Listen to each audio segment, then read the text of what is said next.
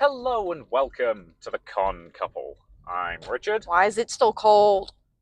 That is an excellent question. It is May, and yet, well, there was frost on the car this morning. Yep.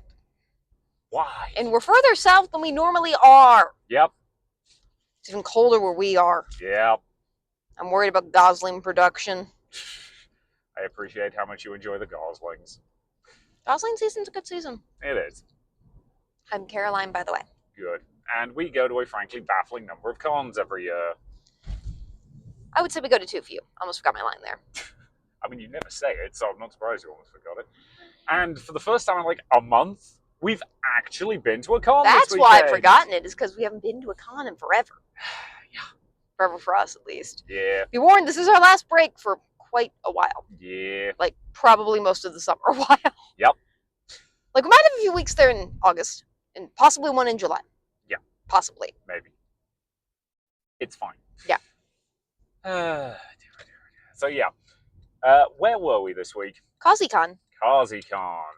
I'm going to drive around that. Yeah, we are. For those who are new, this is a podcast we record entirely on our cars, usually, unless we have special guests or something like that, on the way back from conventions. Right now we're driving back from Causeacon, and we decide to attempt to avoid the toll roads, so we're going the back roads. Yes. Like it's not bad. It added like 15 minutes to the total drive, which, As a reminder, we're using hands-free lapel mics, Yep. and I'm the person who is not driving, who is reading the schedule. Yep. So we're in keeping with all the current and local laws and all that jazz. All that jazz. Like, this is basically just a recording of a conversation we will be having anyway. Yes. So yeah. So Causeacon is they refer to themselves as a pop culture convention in Beckley, West Virginia, which I keep mixing up with Bexley, Ohio, which is a very different place. Slightly different vibes, yeah. Yes. But yeah, so this is our third year going and second time reviewing it for the podcast. Yes. Now, as we mentioned when we started, when we got round the loop and commented, we are still going to record new episodes on conventions that we've recorded episodes on previously because, hey, we've got new stuff to say. Yeah. More stuff happened. It's a different year. Yep. We've changed. The con's changed. Yep. This con hasn't changed that much, but they did get hands-free mics this year. That was exciting. That was cool. Yeah. Yeah. So Causeacon is called Causeacon because they raise money for charity. Yeah, charity. I think it's called Save, or is it Save or Away? Away. Sorry, I know it was a four-letter acronym. Yep. So yeah, Away is a domestic violence shelter. They've partnered with them, I think, all 3 years we've been there, and we will put their links in the show notes as well, just so you can also donate or just raise awareness if you want to. Yep. You're putting that on me to find that. I'll be able to find it. It's not hard to do. But yeah. So Causeacon, the first year we went to Causeacon, I believe there was like 3 different cons we were contemplating between, and I picked this one mostly on vibes. Yep. And we had a really great time. Yes. And we keep going back, despite like the drive on this one isn't awful. It's about 3 hours, which for us is fine. Like it's far enough. It does necessitate an overnight stay. And for reference, for the type of con that Causeacon is, we're one of the, I think, few people who actually are not local for this one. This is a very local con, relatively speaking. I think there probably are a few people who travel, but I suspect there aren't many. A couple of the vendors, maybe, and a few things like that. Obviously, the special guests probably travel and things like that. Yeah. But most of the attendees are going to be local to Beckley. And if you're wondering, I suppose you can. I think the population of Beckley is kind of small to mid-size. Mid-size if you're comparing it to New Concord-sized town. If you're thinking about what type of town it is, just think of the most quintessential town in West Virginia you can possibly think of, and it pretty much meets all of those stereotypes. It does meet quite a few of the stereotypes. And that's coming from me, who doesn't even know American local stereotypes. And how do you know? I can tell. That's fair. Which, again, is not to say that it's bad in any way, shape, or form. This con charms me every year in a way that very, very few cons do. Yeah, it's just... there's so much, like, aggressive, wholesome energy at this con, is the best way to describe it. You know, like, again, every time we walk in the door, they're happy to see us. You know, which is nice. In this case, I think they screamed, "They're here," which was... Yeah, I did hear that. Yep. At one point. Which that was adorable. Again, we're memorable. Yeah. You turn up everywhere in ball gowns. Well, I don't think it's just we're memorable. I think it's just they treat everyone there like they're a special guest, and that's pretty awesome. They do. Which again, like, the other thing about this con is just you can feel the love and the energy and the passion and everything that goes into it. Like, everybody there is so ridiculously excited to be doing stuff for the con in a way that especially bigger cons don't feel like they have anymore. So it's always nice to see. And again, like, the chairperson of this con, I believe, what is her official job title? I don't know what her job title is. We can just call her Desi, though. Her name is on the website. Yep. As a reminder, we generally don't say people's names unless they're public in some way. Yep. So, like, we'll name the voice actors, obviously, because they're here. And we'll name the con chair because they're pretty prominent. But, like, if we just met you and just talked to you, we're not going to say your name on the podcast. Yeah. But yeah, so again, Desi is very much one of those people who I don't think she knows how to half-ass anything. Insofar as, like, I know she's already planning her panels for next year and just has that kind of manic, excited energy that, well, you get. Yeah, when you said doesn't know how to half anything, I think that curse is borderline. Yeah, but anyway, I feel that energy a lot. At one point, I was writing down "Get Desi to relax." We'll talk about that more later. And people were like, I think that's physically impossible. I'm like, I feel that. Yep. But yeah, so ultimately what we have to say about this con from the get-go is just the vibes are great. Yep. Like, a lot of good energy, a lot of just generally feeling like everybody there cares and wants everybody to have a good time. In a way that you don't always get at cons. Like, especially some of the big corporate cons, you can tell that they don't really care if you have a good time once you're through the door and they have your money. Whereas at this one, you get the exact opposite feeling. Like, they want to make sure everybody's having the best possible time. Everybody walks away with good feelings, good memories, and just, it's so goddamn wholesome. Yep. It's always a con I need this time of year because it's always also conveniently around student finals season where my hair is on fire. And it's been particularly on fire this year because I didn't get a break at Christmas, so... Yep. Yeah, you had the health stuff at Christmas, so you didn't really get any kind of, like, chance to have a mental break. And you're also... how many students do you have this semester? 100-ish. I don't know if we're counting that online class I took on. I feel like you should. Like, that is, an additional workload for you. So, yeah, like, I think you have more students than pretty much anybody else at the university this semester. So, it's no wonder you're, dreading having all that grading to do and all of that stuff. But, again, it's really nice to have that time, have that break, and just be around people who love being there. Yeah.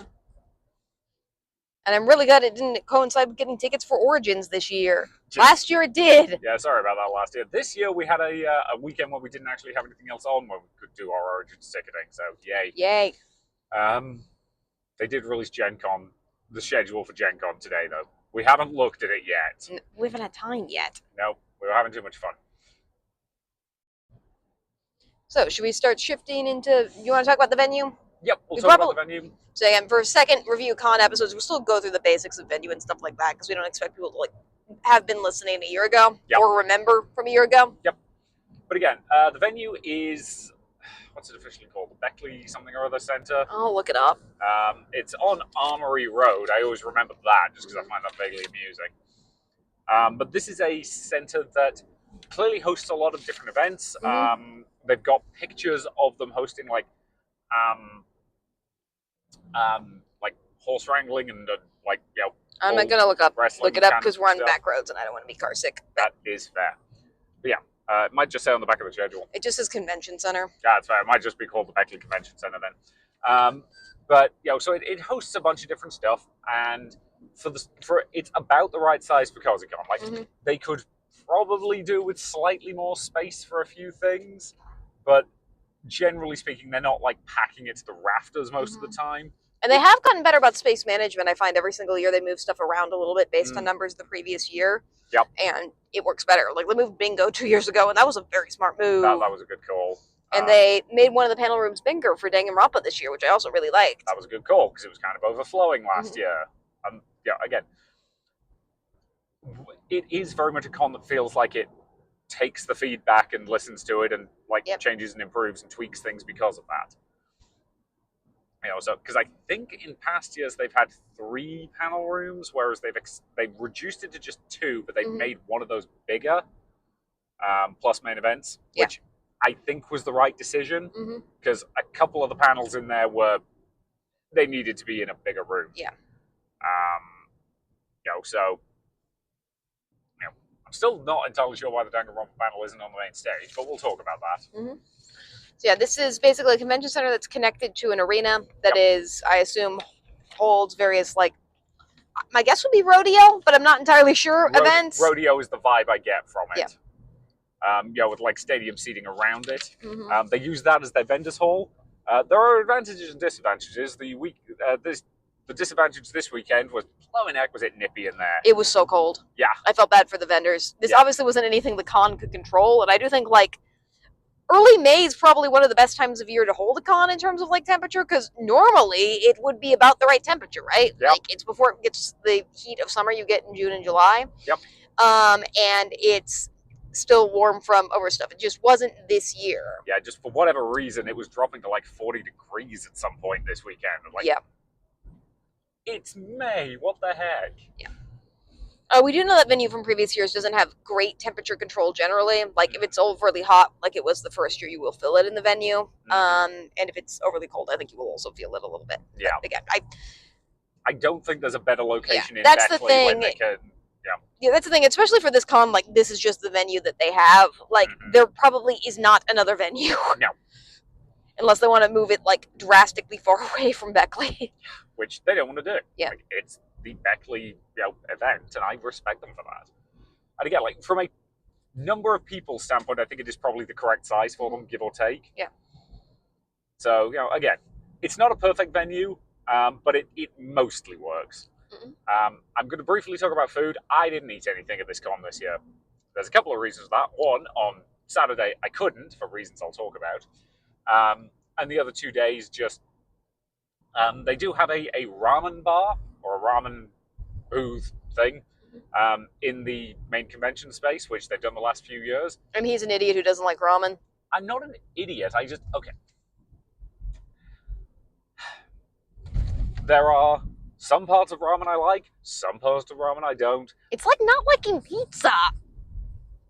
I don't like eggs on their own, and I don't like pork rings. Like, therefore, like, the 2 most classic ramen toppings I don't like. So, As a reminder, if this is your first episode, I can't eat. Like, obviously, I do eat, but, like, I have a pretty, like, weird stomach thing that makes it hard for me to eat, and sometimes when I eat I can get really sick. I don't want to risk that at conventions, so I just don't eat during the day and just eat foods that I know are going to be safe for my digestive system when I get to the Airbnb that we stay at. Yeah. Yay, we have officially avoided the tolls. Hooray! We're not doing that thing we did a couple of weeks back where we just kept the podcast rolling while we paid the toll fee. Yeah. But yeah, so there is also some basic like stadium style food in the vendors hall. I have no idea what the quality of it was because again, like I'm trying to spend less money on food at the moment because we're spending more on gas. Yeah, and we've got a lot of cons coming up, and just I'm trying to be a little bit more responsible with money on the food budget. So The other thing I think you didn't mention is like 2 of the major things were food trucks outside that were for lemonade and snow cones, and it's a bad time to be a snow cone venue this week. Yeah, I feel bad for them. They did do some business. They were doing a reasonably brisk trade. They were also doing like coffee and hot chocolate. Yep. So I suspect they did a brisk trade in those. But yeah, so weirdly chilly weekend. Obviously not on the con, not their fault, etc., etc., etc. But I suspect it probably did impact the snow cone business, snow cone trucks business a little bit. Which again, like, not the fault of the con in any way, and I guarantee you that they know that. So yeah. So that was kind of the available food options. And then, is there anything else? Oh yeah, free parking. Yep. Parking at this venue is free. Love free parking. stand free parking. And I think it is worth noting. I mean, I typically don't talk ticket price too much on this podcast, just because ticket prices vary depending on when you buy your ticket. Yep. But Causeacon is among the cheaper of cons you can attend. I think it's like $40 for a weekend pass. Yeah, which is pretty good. Yeah, and you can either register online. There is a fee for doing that, but it's like $1, so I didn't care. It's like a couple of bucks extra. It's a classic processing fee again. Like, yeah, it's not rampantly ridiculous, so it's fine. You can also just pay cash when you show up, and I don't think you have to pay a processing fee, so that's cool too. So yeah, you've got options. Yep. Yeah. So at this point, are we going chronological? Yeah, sure. Cool. Well, before we go chronological, we now need to do the thing. Yes. So we do have badge ribbons, and we can talk a lot about badge ribbons at this con. But we have a standard badge ribbon we just give out to anybody, and we have the extra special secret badge ribbon that we only give out if you know the secret code phrase. We have given them out now. Yes, we have given out a few of them. Yes. Mostly to Lynn's and people that Lynn's told the passcode to, but that still counts. That counts. But yeah, so we need a secret code phrase for next week's con. How about this is a cause for fun? This is, in fact, a cause for fun. Yes. So if you say this is a cause for fun to us next week at Bourbon City Steampunk, then you can have the fancy badge ribbon. Yeah, we clearly planned this. We do not. At all. Even slightly. Nope. I forget that we do this sometimes. Yeah. We do too. But it has paid off now at least once. So. Yep. And keep in mind, I don't know if anyone is listening to this for the badge ribbon, I do want to emphasize that our secret badge ribbon isn't actually like to get views. It's just something we thought would be cute. Like that's really all it is. Yep. Like, again, this podcast gets, like, if we're lucky, 20 views an episode. Yeah. Like, we don't care. Like, if we were doing this to make money, we would have stopped a long time ago. Yeah. We're doing it because it's a video diary that we love. And I do think cons appreciate it, at least somewhat. Some of them do. So, chronological. So, we got there on Friday. Yep. I took an actual full-on day off work this time. Worth it. Yep.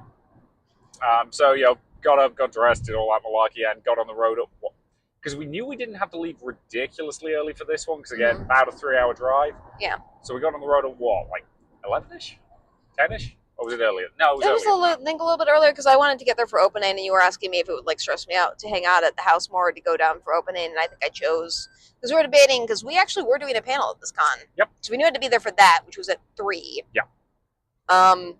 Guess we can talk briefly now about the panel application process. Go for it. It wasn't really that much of an application process. I filled out a Google form. That's pretty standard for panels. Yep. Causeacon is very open about not allowing for any sort of panel reimbursement, which I don't mind. They're raising money for charity, and honestly, I think for small cons, you don't really need reimbursement. People should just be doing it because it's fun a lot of the time. Yep. For bigger cons, I think there should be reimbursement for panels because you're sinking crowds of people that they need to deal with into a room. Yep. But at a con this size, I don't need panel reimbursement at all. No. I just did it because it would be fun. Yep. And then they said it would take a couple weeks to approve. They approved it within 12 hours of me submitting it. Like, they approved it the next morning with the time slot, which I also appreciate. Yeah, given that one of the things we've got coming up is Causeacon, which you applied to do a panel, they accepted the panel. Yep. They did not tell you when it was going to be. The schedule for that just came out. We had to scan through it to find when they'd put you because they don't bother telling you. Causeacon told you. Yep. That was helpful. And I'm willing to bet if you said, hey, this time slot won't work for me, they probably would have tried to help you out on that one. Well, like, they did have a space to say when you wanted it. I just said anytime after 3 on Friday because I wasn't yet sure when we would be able to get down on Friday. And they just put me at 3 on Friday, which is fine. Yep, that works. By me, I mean us. I was just the one who filled out the form. But, I appreciate how clear they were communicative and how fast it was approved. That was pretty awesome. Yeah. And I would run it again. So. It did also remind me, because we should probably talk costumes briefly. Like, when I was submitting it, I saw that they were doing pirate themed, which I think I had forgotten if it was announced last year. I'm like, oh, we should do Eric and Ariel for that, and then I forgot about it. And then I think I happened to randomly pick Eric and Ariel as our cosplay on Friday. Again, it was probably somewhere in the back of your brain. Yeah, and I'm glad I did that, because it would have annoyed me if I had forgotten to do that, knowing the theme. So, that was our Friday costume, was Eric and Ariel. Yep. So we ended up deciding, we can get the car loaded up, get on the road, and be down in time for opening, which was at 12:30. Yeah. So yeah, we got on the road. We were down for opening. We got there just before opening started. Yeah. Our timing was lucky in a couple fronts. We got there pretty much right when opening started, and we got the last two of the special, like, first 100 people in the door badges. So we were, I at least know that in theory, we were number 99 and 100 of the people to enter Causeacon. Yes. Theoretically. Theoretically. Like, I don't know if everyone wanted one or if, like, Yeah. some of them were staff members, but, Again, theoretically, we were numbers 99 and 100. Yep. But yeah, so again, process of getting in, pretty straightforward. Scan the QR code that was emailed to us. I'm going to be honest, the QR code did not want to work. Yep. But they were just like, yeah, looked at the receipt. Yeah, you're good. Mm-hmm. Handed over a badge. So Causeacon's interesting because you get a 3-day badge. Yes. You also get a weekend pass wristband. Yes. And the wristband is the thing they're actually checking. Mm-hmm. I'm pretty sure at this point the badges are mostly so you've got something to stick your ribbons to. Yes. And because the artwork is cute. Yes, the artwork is very cute. Charity, their mascot. Yes. Generally, whatever the theme is. I'm excited for Dino themed charity next year. Yeah, I'm curious to see where they go with that. But the wristbands are, especially at least for the weekend ones, plastic, so you can shower with them, which is important. And they also explicitly told us when we came in that they weren't going to do them super tight. Mm-hmm. So if we needed to take them off for some reason, we could, which we did. Yeah. Because again, one of the things that one of the outfits I was doing this weekend involved elbow length gloves. So yeah, although based on what Desi was saying, the wristbands were to prevent badge sharing, so people trading off badges, which maybe was a problem they had in the past. I don't really know. Yeah. And I guess tying them looser would lead to that similar problem. Although you would need to find a friend who had a very similar sized hand to you. Yep. My wrists are extraordinarily small. Most people could probably not get this on. Every time we re-put the wristbands on in the morning, I had to double check to make sure I didn't give you mine, because you would not be able to get mine on. I mean, I've got pretty slim wrists, but yeah, you're probably right there. I mean, you can try it right now if you want, but you're driving, so I wouldn't recommend that. Yeah, I'm not going to mess up with it while I'm driving. But yeah, I do actually appreciate the double system also, just because it does give you options generally. Yep. And I do also appreciate the wristbands insofar as, as somebody who's generally wearing very complex wigs, a lot of times I just don't want badges around my neck. Mm-hmm. In part because they are more noticeable for cosplay photos, and in part because they get caught in wigs and stuff like that. So I actually like wristbands quite a bit. Wristbands are pretty good. The main problem is most cons that do wristbands do the paper. Cheap paper ones, yep. Which are perfectly fine if it's a one-day event, or if you're if it's just a Saturday badge, fine. Cheap paper wristband, that will work great. Because I'm going to take it off when I get home and not care. If it's a weekend wristband, people want to shower. And you can't do that with those on. Well, you can. It just ruins them. Yeah, and then you wouldn't be able to go back, or you would just have this gross wet paper on your wrist that you'd be trying not to tear. It's not a good time. It's not good. Whereas again, the plastic ones here work great. Yep. So good call on that front. Yeah, I think it's always been like that for all the years we've been. Yeah. They also have bag check. Bag check, I think. This year, and I think it was also like this kind of last year, so they kind of check your bag once across the weekend. Then if they remember you, they're kind of just cool with you kind of walking through at that point, which is fair. Yep.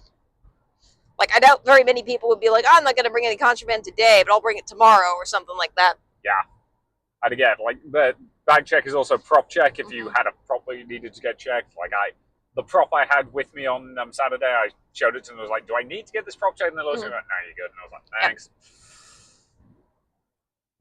Yep. Because again, it was a cheap plastic thing, so it didn't really matter. But so process of getting in, pretty smooth, pretty straightforward, no real notes. And we basically headed over to opening ceremonies, and I think we got there, right as it started, pretty much? Pretty much. Desi said hi to us, which is great. Yep. Grabbed some seats in the front. Yep. Well, I went to the bathroom because I desperately needed to, and you found... We have permission to say Linz's name, so we will. Yep. Not that we haven't already said already, but you found them. Yeah, I found them.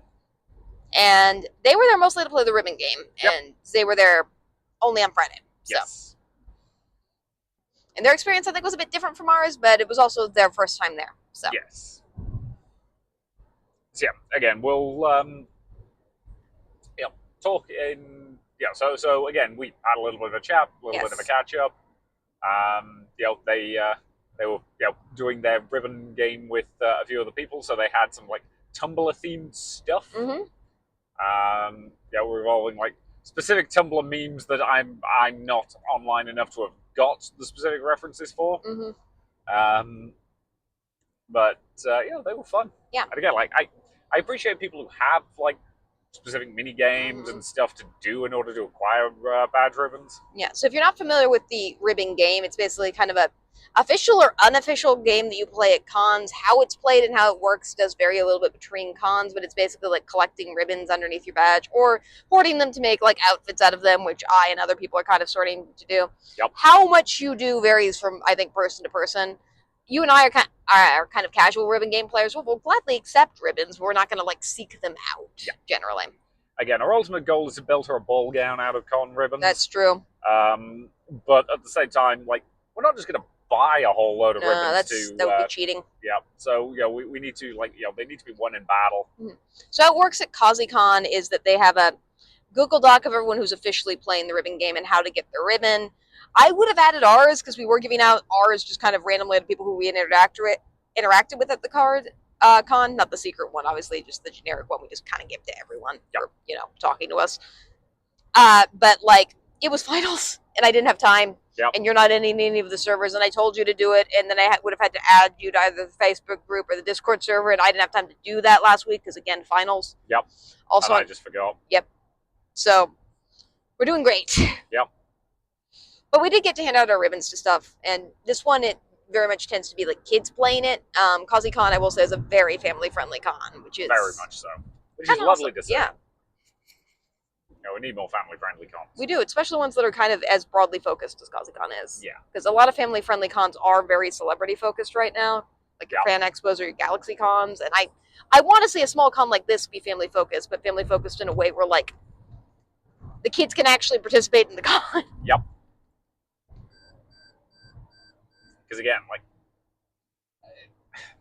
a family-focused event like GalaxyCon, they're family-focused specifically because they know parents will spend money to, like, keep their kids entertained, as opposed to a family-focused event like this that just loves families and, sharing the experience of being nerdy together. Yeah.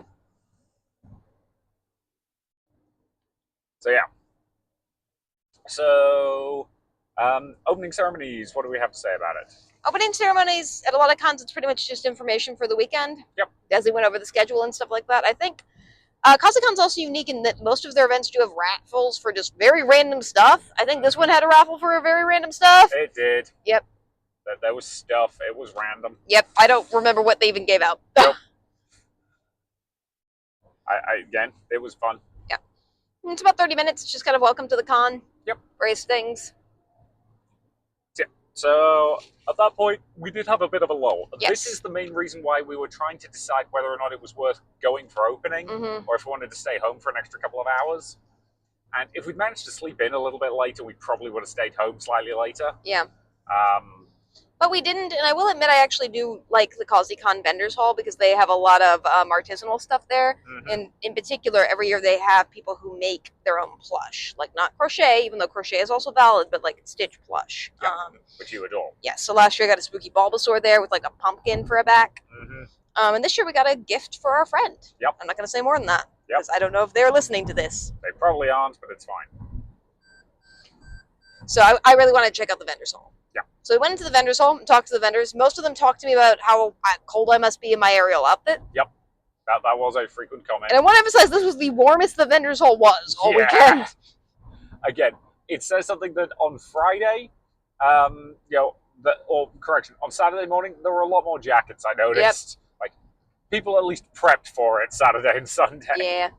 But I think it was definitely colder than they were expecting on Friday. Yeah, this con does have very unique vendors. They had a couple people who were making hand play plush, a couple of crocheters who I really liked a lot. Yep, some freeze-dried candy. A couple of their more corporate-y sponsors. Yeah. They did have an Outback Steakhouse one that was a little weird. But, if they paid for a booth, valid. They paid for a booth. Again, I think they were basically just giving out, gift cards and that kind of stuff to entice people to go to Outback Steakhouse. And hey, again, if they paid for a booth and they're willing to support the charity, fine. They weren't accosting people to do anything other than take free Outback Steakhouse, 50% off things. Yep. Which I would have taken had I had any interest in ever entering an Outback Steakhouse. I just don't on any level. I've never been to one. I have no idea if they're any good or not. I have not been to one as an adult either. If you're a very big Outback Steakhouse fan, please write us and let us know. Yep. But I can't eat at most restaurants. And I'm not going to go to a restaurant on my own, generally speaking. Like, sometimes I'll do it. Like, maybe there'll be some type of weird emergency. We'll have to, like, go to an Outback Steakhouse. that would be a very weird emergency. I know. Most likely, that's like the office Christmas party or something that I'm getting roped into, and I'm like, God dang it. They're not going to pick Outback Steakhouse for that. Probably not. They also had somebody who made, like, these handmade dolls. Those were really cool. Mm-hmm. Yeah, plus the turtle was back this year. Yes, the con turtle. Yep. I think it's technically a tortoise. Tortoise are the land ones. Turtles are the sea ones, I thought. Yeah, I think you're right. But the tortoise cosplays. Yep. It's great. It does. Like, they basically put, like, yep. For some reason, I want to say hats, but that's clearly not accurate because it goes on its back, like backpacks. Yep. Onto the turtle while it wanders around. And they're all themed after various, like, video games or anime or whatever. Yep. They're fun. Like, one had a key you could take off of it and then put back on. Yep. And the turtle has its little playpen that's set up, but it also gets to, like, let out and wander around the vendor's hall. It motors. It does. Like, it moves a lot faster than you think it's going to. Yep. Apparently turtles have that same thing that pigs do, which is if they think, if something's in their way, they'll just kind of shove it to see if it'll move. Yep, because they're heavy. Yep. Yeah, rather than doing anything more subtle than that, which is kind of hilarious to watch. But yeah, so again, it's a good little vendor's hall. Like, it's not the largest or anything like that, but it's functional. It works. It's about the right size for what it is. Yeah. All the vendors are super nice also. Yep. So yeah. So we kind of poodled around there. Bought some plush, as we mentioned. I did not say it was plush, but okay. Bought a gift. Okay. May or may not be plush. May or not be plush. And I've lost track of my train of thoughts. No. Do you want to move on to what we did after that? Yes. Okay. So yeah, we mentioned that the vendors hall was in the, like, stadium area, right? Yes. Okay. So after that, we went to the board game area for a while to just kind of play games. Yep. Causeacon, as board game area, has, like, a few, I think, games you can just take off a table that I think are probably to somebody's private collections or collections that the con owns, but it is in a very big space because they host other events there. Yes. So it's actually a very good sized room. Yep. It's also right next to the ramen bar, so people will just be sitting in there eating food, which is also great. Valid. And they have, like, various paint and take workshops and other stuff there and tournaments throughout the weekend. And for the cosplay contest, they also open up main events to include that back area. Yes, it is right behind main events, which does occasionally mean you get some sound bleed, but it's not normally, like, awful. Yep. So yeah, so we went, we sat, we chilled for a little bit, and then we toddled over to panel room Crimson. Was it Ash? It was Ash. It was Ash. Which was one of the bigger panel rooms, so I appreciated that. Yeah, it was the big panel room. Yeah. Again, so this year they had main events, panel room Ash, which is the big one, and panel room Crimson, which is the slightly smaller one off to the side. So they for some reason put our panel into the big room. Yeah. And do you want to explain the nature of our panel, since you're the one who A, submitted it, and B, wrote the PowerPoint? Yeah, I still want to go through a few more iterations of this. Like, I'm trying to figure out, because we have the podcast, obviously, that talks about all the conventions. So this was 40, we went to attended over 40 conventions last year. What did we learn type of thing? So I'm still trying to figure out what I want this panel to be. This was our first time running it generally. It kind of became a rundown of the types of cons and some various convention type tips. I'm not sure if I want to keep it that. I might change it to we went to 40 more conventions for next year and make it a little bit more about, like, stories from conventions, or a little bit more elaborate and stuff like that. Yep.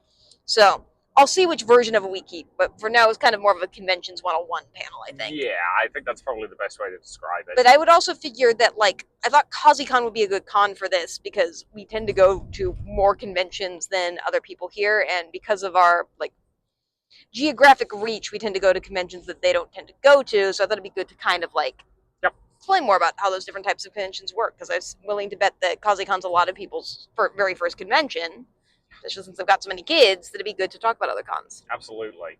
And we had a small audience, but they were all very attentive, and they laughed at all our jokes. So Yep. Which, again, confusing.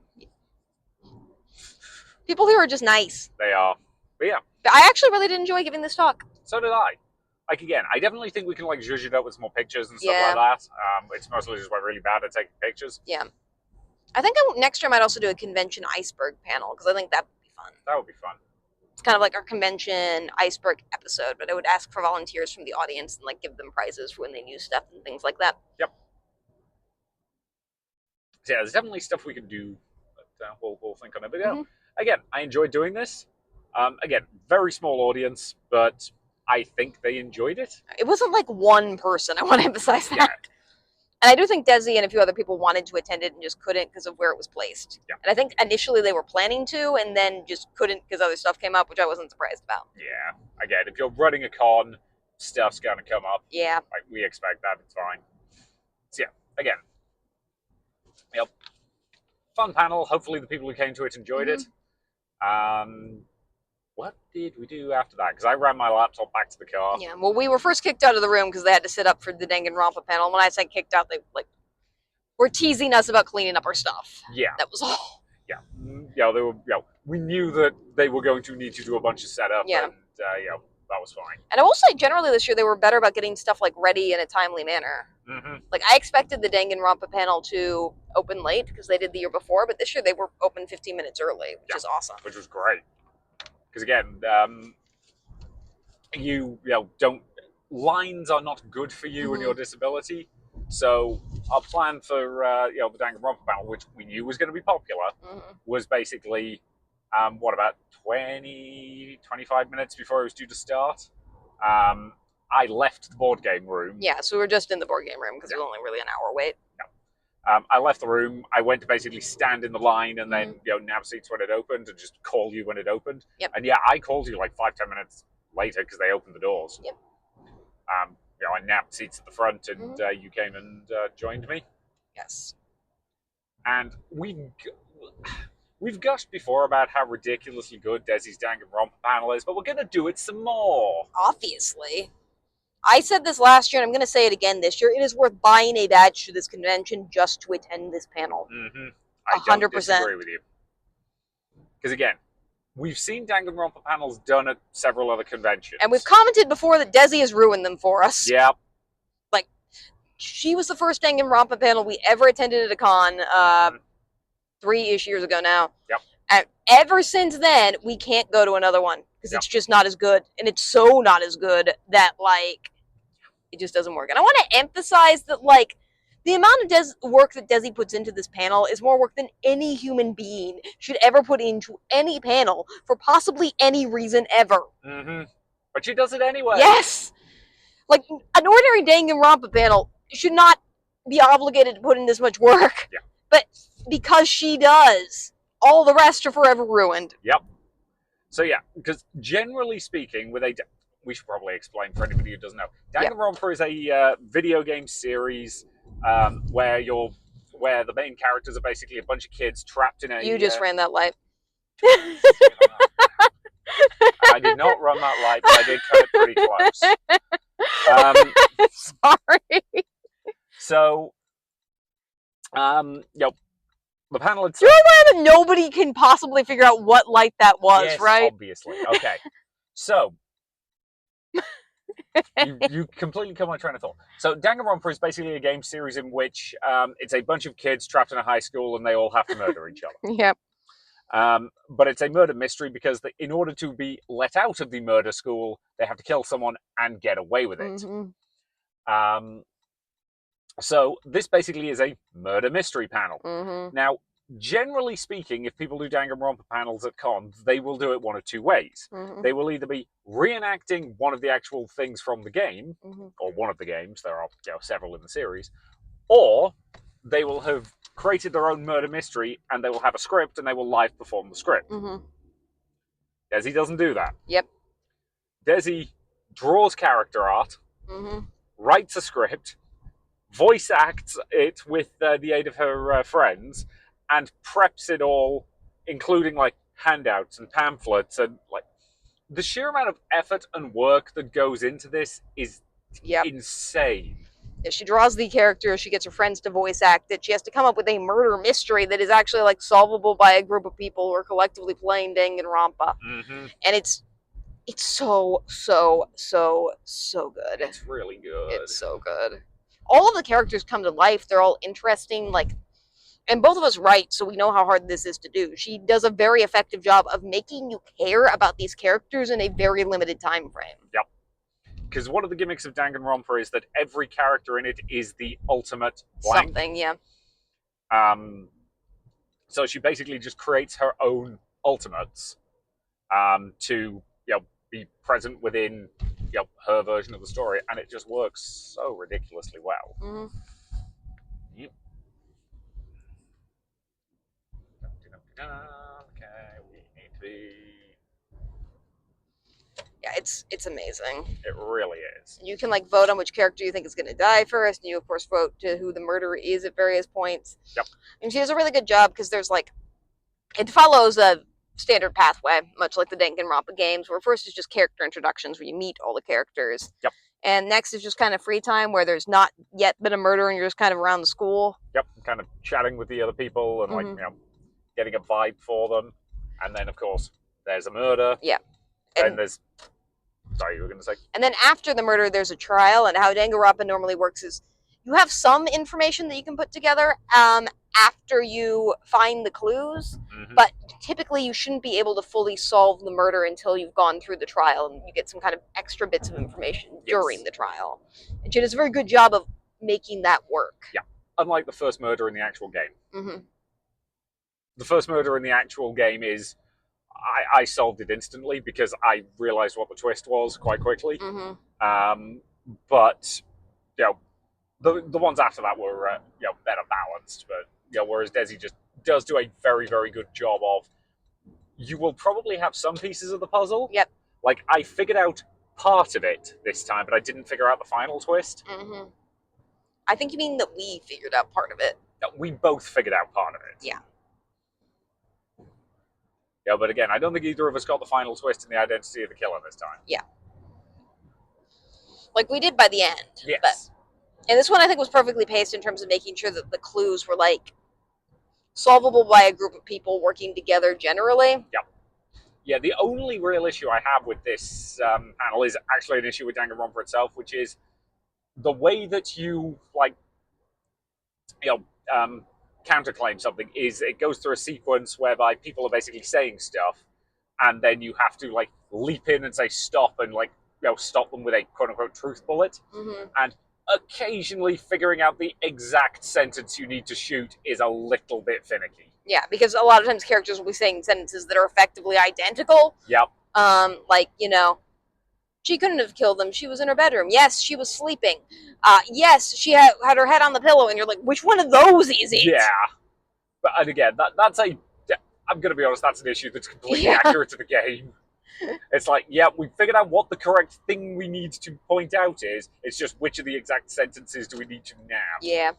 But this one, I think, of the 3 years, was my favorite so far. Mm-hmm. Even if that last clue was gosh darn evil. It was. But not the final one, but the final. Yeah, I'm sure if Desi's listening to this, she knows exactly which clue you're talking about. Yeah. But for the most part, this one actually worked very well of the audience kind of understanding, because obviously there's people who are going to be in the panel room who don't have an idea what Danganronpa is. But I think the audience got a very good sense of hey, let's wait for this, because you can have the scenario or the trial scene where the words start flying played through twice before you shoot your truth bullet. Yep. And everyone's finally got okay, second take after the second or third times. I do genuinely think it might be a good idea to advise the audience that the first time through, keep your mouth shut. Yeah. So you actually do get the full watch through, which Mm-hmm. she sort of does, but it's more a case of she tells you that you're going to go through it twice. Mm-hmm. It doesn't necessarily tell you that it's probably a good idea to not shoot a bullet the first time. Yeah. Because you only get a limited number of lives. Or you're like me and you're just too much of a coward to do it, even when it's obviously one scene. Yep. But yeah. Again, this panel is just so dang well put together. It is. And I'm excited for next year's already. I know, me too. At least in part because she's already started designing the characters for next year. And so she revealed the character art for one of them. You remember what it was? Yes. You had to say. Yeah. The Ultimate Amazonian Oh yeah. will be one of the characters next year, so that'll be fun. So I'm trying to remember some of the ones we had this year. We had the Ultimate Skateboarder, the Ultimate Adrenaline Junkie, the Ultimate Marine biologist. Marine Biologist. Was it? For some reason, I want to say Pastry Chef, but I think it was Confectionist. Yes. Confectionist, yeah. Ultimate Naval Commander. Yep. Which imagine the most perfectly anime girl naval commander design. Like that was great. You had a crush on her. Yeah, it did tick a lot of my boxes. Uh-huh.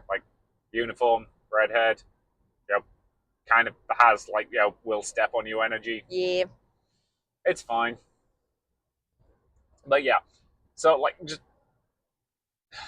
this panel is so good. It is. I love it's I'm already looking forward to it next year. Mm-hmm. It's so good. It is. The only downside of it is that we do need to make sure we get really good seats. Yep. We're very much stalking them generally, in part because of my accessibility issues, but in part I want to be completely and totally immersed. Yep. And they did, since they had an actor who voiced Monokuma and Danganronpa. They didn't stay for the whole thing, but they stayed for the first hour. Yep. And I hope they were impressed by it, because I was. Yeah, I wonder how happy Desi was when the voice actor for Monokuma agreed to come to the con. Yeah. I suspect there was some bouncing. Yeah. It's so good. Monokuma, in case you're wondering, is the psychotic killer teddy bear that runs the school. So, yeah. So, do we have anything else to say about this panel beyond just saying it's awesome. It's so good? It's so good. Worth buying a ticket to attend this one panel. Yep. At the very least, a Friday badge. Yeah. Honestly, it's just one of those things where it almost just disappoints me, just in terms of pure artistry, that she only runs this panel once to such a small group of people. Yeah. Not that the room's not packed, it is. Again, I'm pretty sure they had to make the room bigger this year, so there was accommodation. Because as I say, I don't know why it's not on the main stage. I think it's because generally it's posted across from the Blue Shell Paradox concert, which I've never seen, because I think it's always been across from the Danganronpa panel. And I don't know if that's movable or not. I don't know if Blue Shell Paradox just wants that particular time. I don't even know what type of band Blue Shell Paradox is. So I heard somebody describe them as rocking out. I don't know if that means they're actual rock music or if they were just using it as a generic, term for having fun with music. But I assume that because they have music equipment, you can't really put them anywhere else but main events. Yeah. So yeah. So that was awesome. Yeah. What was next? We went back to the Airbnb to check in. Yes, we did. Because we had a little bit of a break there and we were like, okay, because so the weather this weekend, it was cold outside, but the sun was shining really brightly, so it was actually baking inside the car. Mm-hmm. And given that we had your food for the weekend, we decided we'd probably better get to the Airbnb and get that put in the fridge. Yeah, it was sad that we had because the last 2 years we got the same Airbnb, but that one wasn't showing on the list this time, so we got a different one. I like the old one better. It had more charm to it. It had more charm to it. This one was actually more accessible. Like the other one, you had to walk up a weird set of stairs. But it worked. Also, this one I had an actual bed at. That was nice. I'm pretty sure the other one I was on the couch. I mean, there weren't actual blankets at this one. No.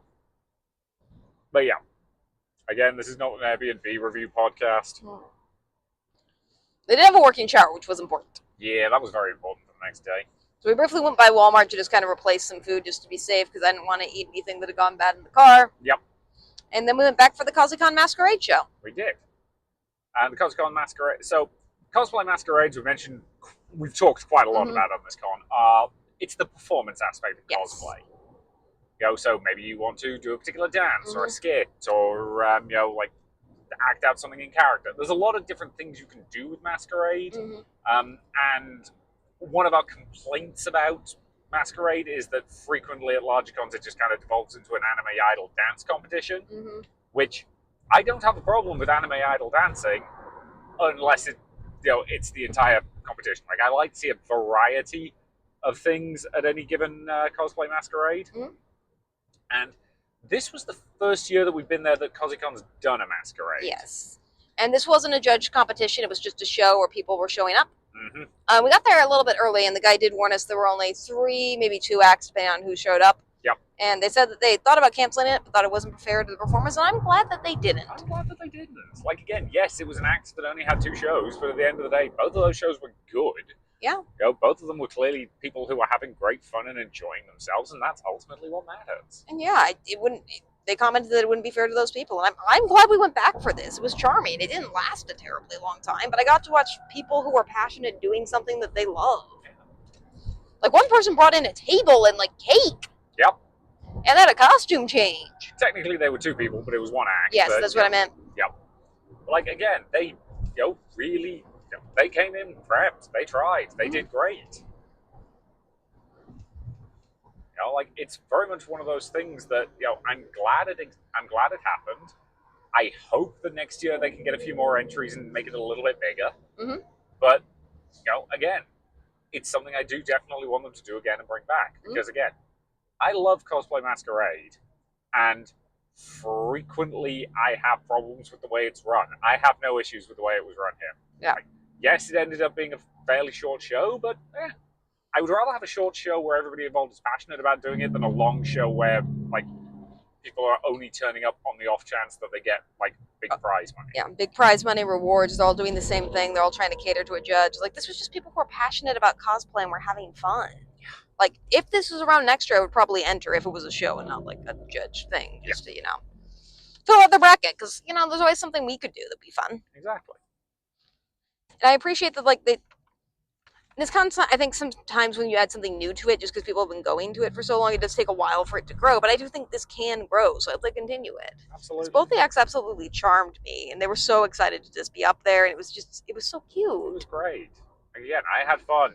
Mm-hmm.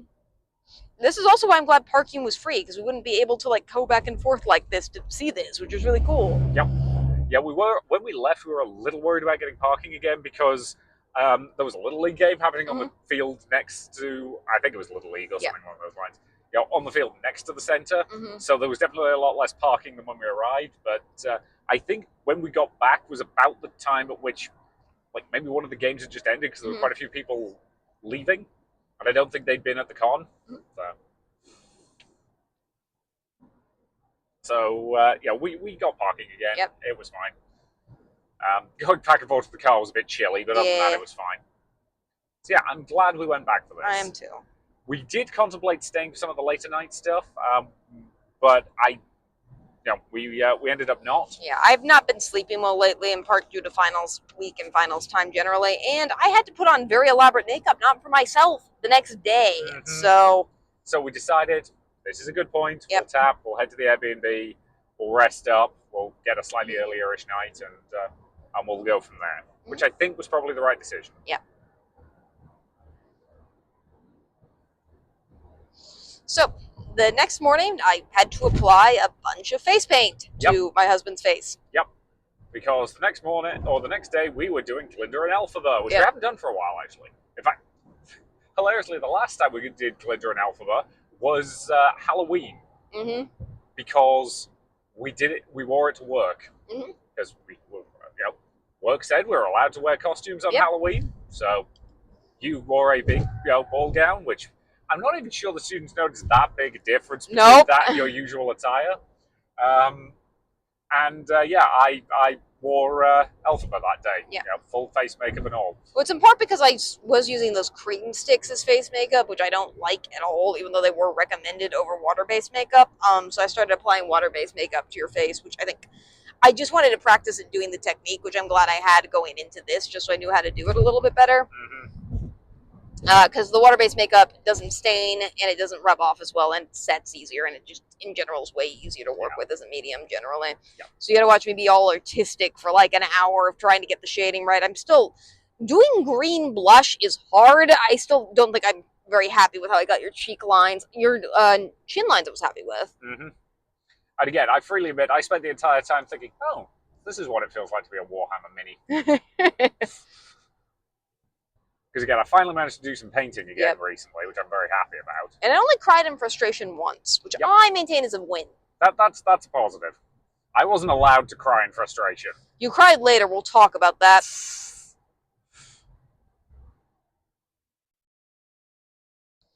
So, part of the reason I actually did want to do this weirdly is because when he dressed up for Elphaba for Halloween, there was one of our neighbors on campus had just gotten a corgi puppy. Yep. And the corgi puppy decided they did not like green face paint. Yep. And barked at him. And they still bark at me every time they see me. It's like, yep. You were green that one time. That was suspicious. Bark, bark, bark, bark, bark. And this con has a dog show. And I'm like, well, let's get these other dogs to also hate my husband. None of them did, so that was good. Yep. So I admit it would have been funny. But, yeah.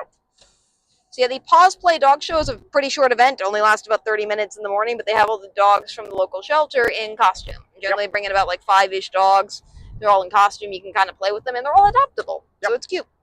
This time they were specifically Stranger Things themed, which was cute. Some of the dogs did have like wigs that they amazingly got up on their heads. Yeah, I'm surprised they stayed on as long as they did. Yeah. But again, this is just, very wholesome, very fun, very light. Yeah. Like, it takes like less than 5 minutes for the dogs to walk across the stage. Most of it after is just people going up and petting the dogs. Yeah, so. the one issue I have is they do have a habit of starting this early. Yeah, they did start it early. Which means it frequently finishes, like, technically before its official time slot even starts. Yeah, it's listed for, like, I think a 30, maybe, like, 45-minute time slot. It takes about 10 at most minutes, which I do get. Like, there's only so much you can do with the dogs walking across the stage, and most dogs don't like walking across stages or being on them. They would rather be doing dog things. Yep. So yeah, I do get that they probably have to start just when the dogs are ready to go. Yeah. They're only going to stay in costumes for so long. But yeah, so we ended up getting there, like, just before, we got there about 10 minutes before it was supposed to start, and I think it actually started, like, 2 minutes after we got there. Mm-hmm. But again, maybe whoever was running it just has a slightly faster watch. Yeah. But again, it was cute, it was fun, it was light, and it's looking at adorable dogs. Yeah.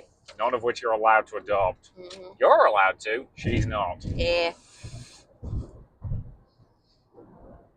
Fine. I want to adopt dogs. We had some good interactions with people this morning also. Because when we drove up, we were next to another person who was in green makeup. Yep, that was kind of hilarious. Yeah, who, by the way, is way better makeup artist with green makeup than I am. Yeah, but again, as she pointed out, it's not easy being green. Mm-hmm. But I was in a poofy pink dress and attracted the attention of a very small child. Yeah. So we went into the tabletop room again, just kind of break out a game to kind of chill for a bit. Yep.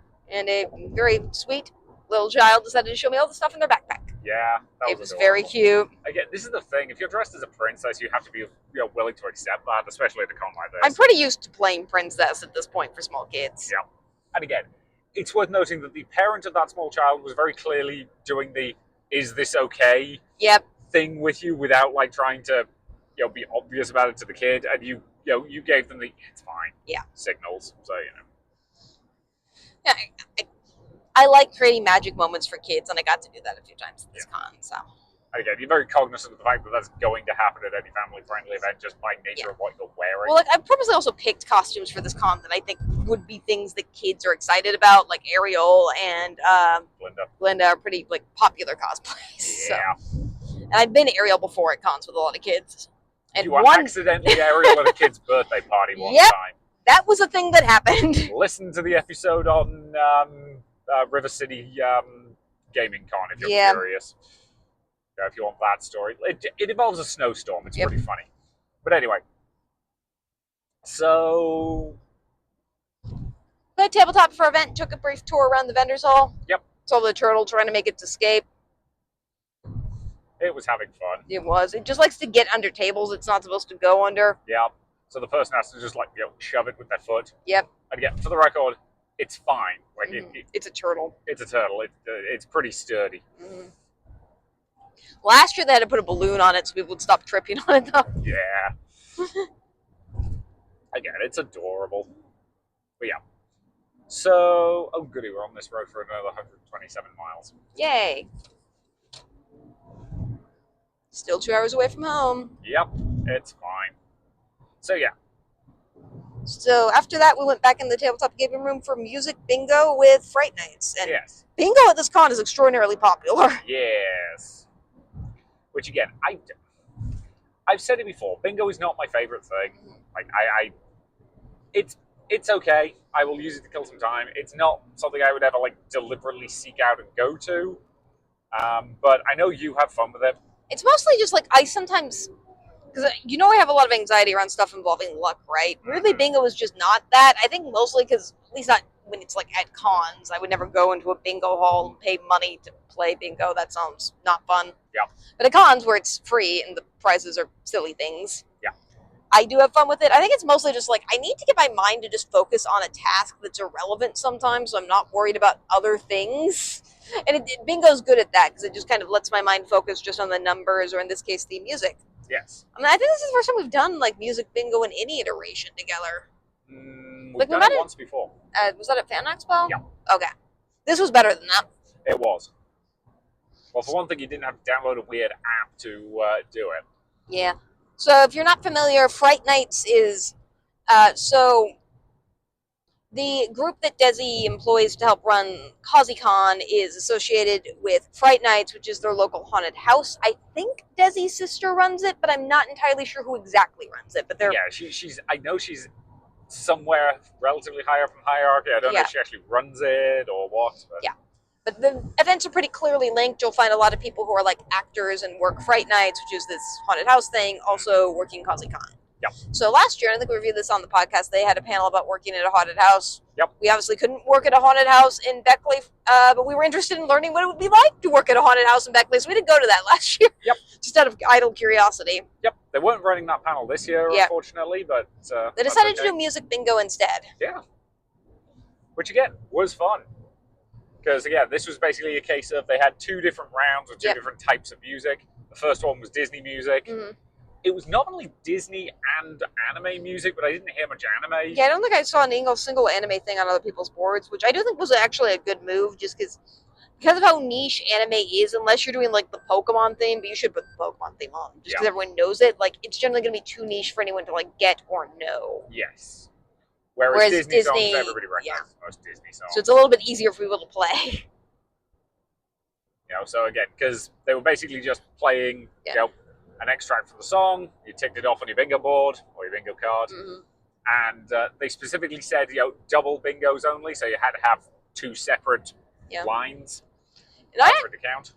And the real reason I think I honestly enjoyed this is because they did Disney bingo and then they did like Halloween song bingo, which was just general like songs that are vaguely spooky themed, but they're from all eras. And like, because there's so many families at this con, I really enjoyed watching kids generally get most of the Disney songs with like a little help from their parents. And then for the Halloween bingo, I enjoyed them just turning to their parents and being like, what the heck is this thing from the 80s, Dad? Yep. It was just very fun to watch. It's the Monster Mash, child. Yeah. I'm pretty sure they know the Monster Mash. Mm-hmm. I don't know if they know Thunderstruck or, Zombie by the Cranberries. Yeah. This was also where we encountered the cosplayer in green again. Yeah. And her, I'm assuming, significant other. Yes. Who was dressed up as Carl from Dungeon Crawler Carl, which is definitely broken containment at this point. I think it's now pretty close to mainstream. Oh, it's definitely mainstream at this point. I see it everywhere. Yeah. Which is good. It's been a while since a book series has taken hold of the popular consciousness, and this seems like a good one to take hold of the popular consciousness, so I'm excited. Yep. Yeah, I've actually bought you the first one. We'll see if you like it once you... Once school's out, I intend to do a just reading blitz of as many things as I can possibly get my hands on this summer, so... I'm currently re-listening to them in the run-up to the next one releasing. I think it's releasing in like 10 days. So... Yeah, you're very much an audiobook person. I'm very much a book person. Yeah. Well, again, one of the reasons I like audiobooks is I can be listening to them while I'm at work. Yeah, I do get that you can listen to them at work in the car. It's just for me, reading is just such an experience where if I hear an audiobook, I want to be reading it at the same time. You know what I mean? Mm-hmm. If I can have a book in front of me and listen to it, I will like it. But I need to have the book in front of me. That's fair. I love reading.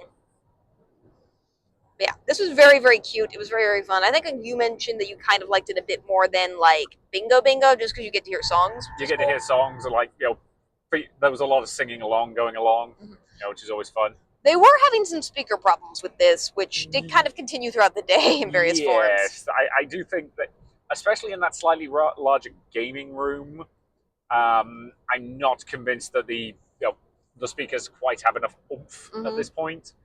You know, like if they could have had like a speaker at one end and a repeater at the other end, it probably would have worked a little better. But limits of technology, limits of budget, etc., etc., etc. Like it mostly worked, but there were definitely a few songs that people were having trouble hearing. Yeah. And then they had to, like, the first speaker they had didn't work, and they had to get another speaker. Yep. And one of the speakers was demonically possessed, so that didn't help either. Yep. I wasn't in that panel, to be fair. Yeah. But no, again, this was fun. This was light. You know, the people who won stuff clearly, you know, had fun with it, and mostly I was enjoying serenading you and reminding you of our first date. Yeah, and you know that always gets me. Yep. Our first date, by the way, so keep in mind, our first in-person date was when after he came over here for the first time, and if you're... So we were living together at that point, because... So again, this is what I was about to say. Like, if you're in a long-distance relationship where you're long enough distance that you're from separate countries, you go from just being kind of like online friends / in kind of this vague, nebulous online relationship thing to living together. Like, it's... There's not a lot of transition steps there.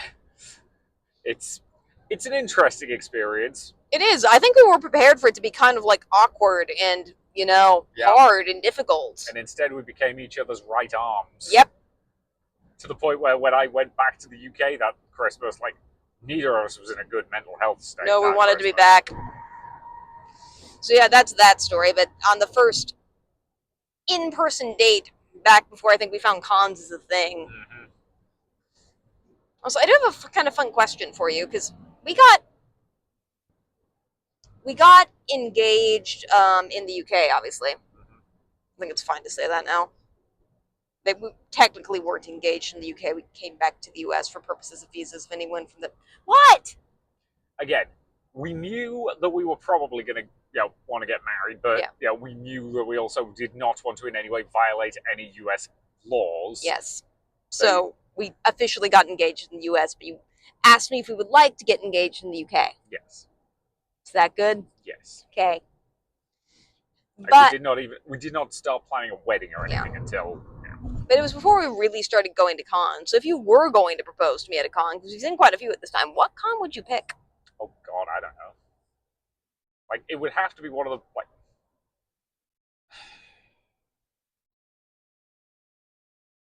If I was going to do it, it would have to be something in the GCCC. Mm-hmm. Just because that's like our home con, and I honestly do not know. Like, maybe OhioCon before they moved. Yeah. Maybe a Causeacon that's also got really good vibes. Like, I probably wouldn't do Techo because I feel like a lot of people do it at Techo. Yeah, it's cliche at Techo at this point. Yeah. And if I did it at Starbase Indie, like, there'd be enough people who wanted to help that it would just be kind of a problem. Yeah, well, like, there's certain cons. Like, Causeacon would be one of them. Most of the furry conventions where it would be another one where, like, and I mean this in the best possible way, if we got engaged with them, no one would leave us alone all weekend. Yeah. In the best possible way. Yeah. That said, we are already married happily and don't need that much attention. Yeah. Anywho, so yeah, on the first date we ever went on, so I can, like, nest these stories into each other like parentheticals. Mm-hmm. What? I'm remembering the plot. Yeah, that was a good simile. Mm-hmm. So the first, like, date we went on before we found cons, I love trivia, and we do go to trivia pretty much every week near us. But I was trying to find trivia at that particular point in time, and I saw this place that just did trivia on it. They did trivia nights on Thursdays, and I didn't know until we got there that they did music trivia as opposed to normal trivia. And neither of us are, like, music buffs to start with, and then to doubly start with. This was music trivia that was specifically, I think, songs that only, like, people who were Gen Xers and into rock and roll specifically listened to. This is like the B-side of random bands that were, like, around before we were born. Mm-hmm. So yeah, basically it was a case of the actual answers to the questions, I think we knew, like, 4. Yep. Across the entire evening. Yep. Meanwhile, the nice person who was there, I think, was trying to, like, make us feel less bad, kept giving us bonus points for stupid things. Yep, because you just kept making jokes. Yep. Because we didn't know the answers. We almost won because you doubled your points on the last question. This is why betting mechanics in trivia are dumb. Yeah, you could bet up to a certain amount of points, and, like, technically it was possible for us to win. We wagered 1 point. Yeah, I'm not even trying this. Because we're not going to get out of here alive if they find out that we win. Yep, they would have murdered us. Yep. So yeah.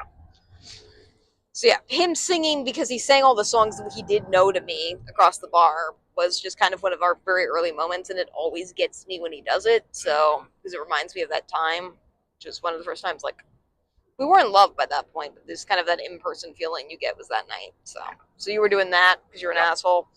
We're far enough into the episode. Now, it's not the cursing I have an issue with. It's really like I'm serenading you because I love you. I know, and you were making me feel all mushy.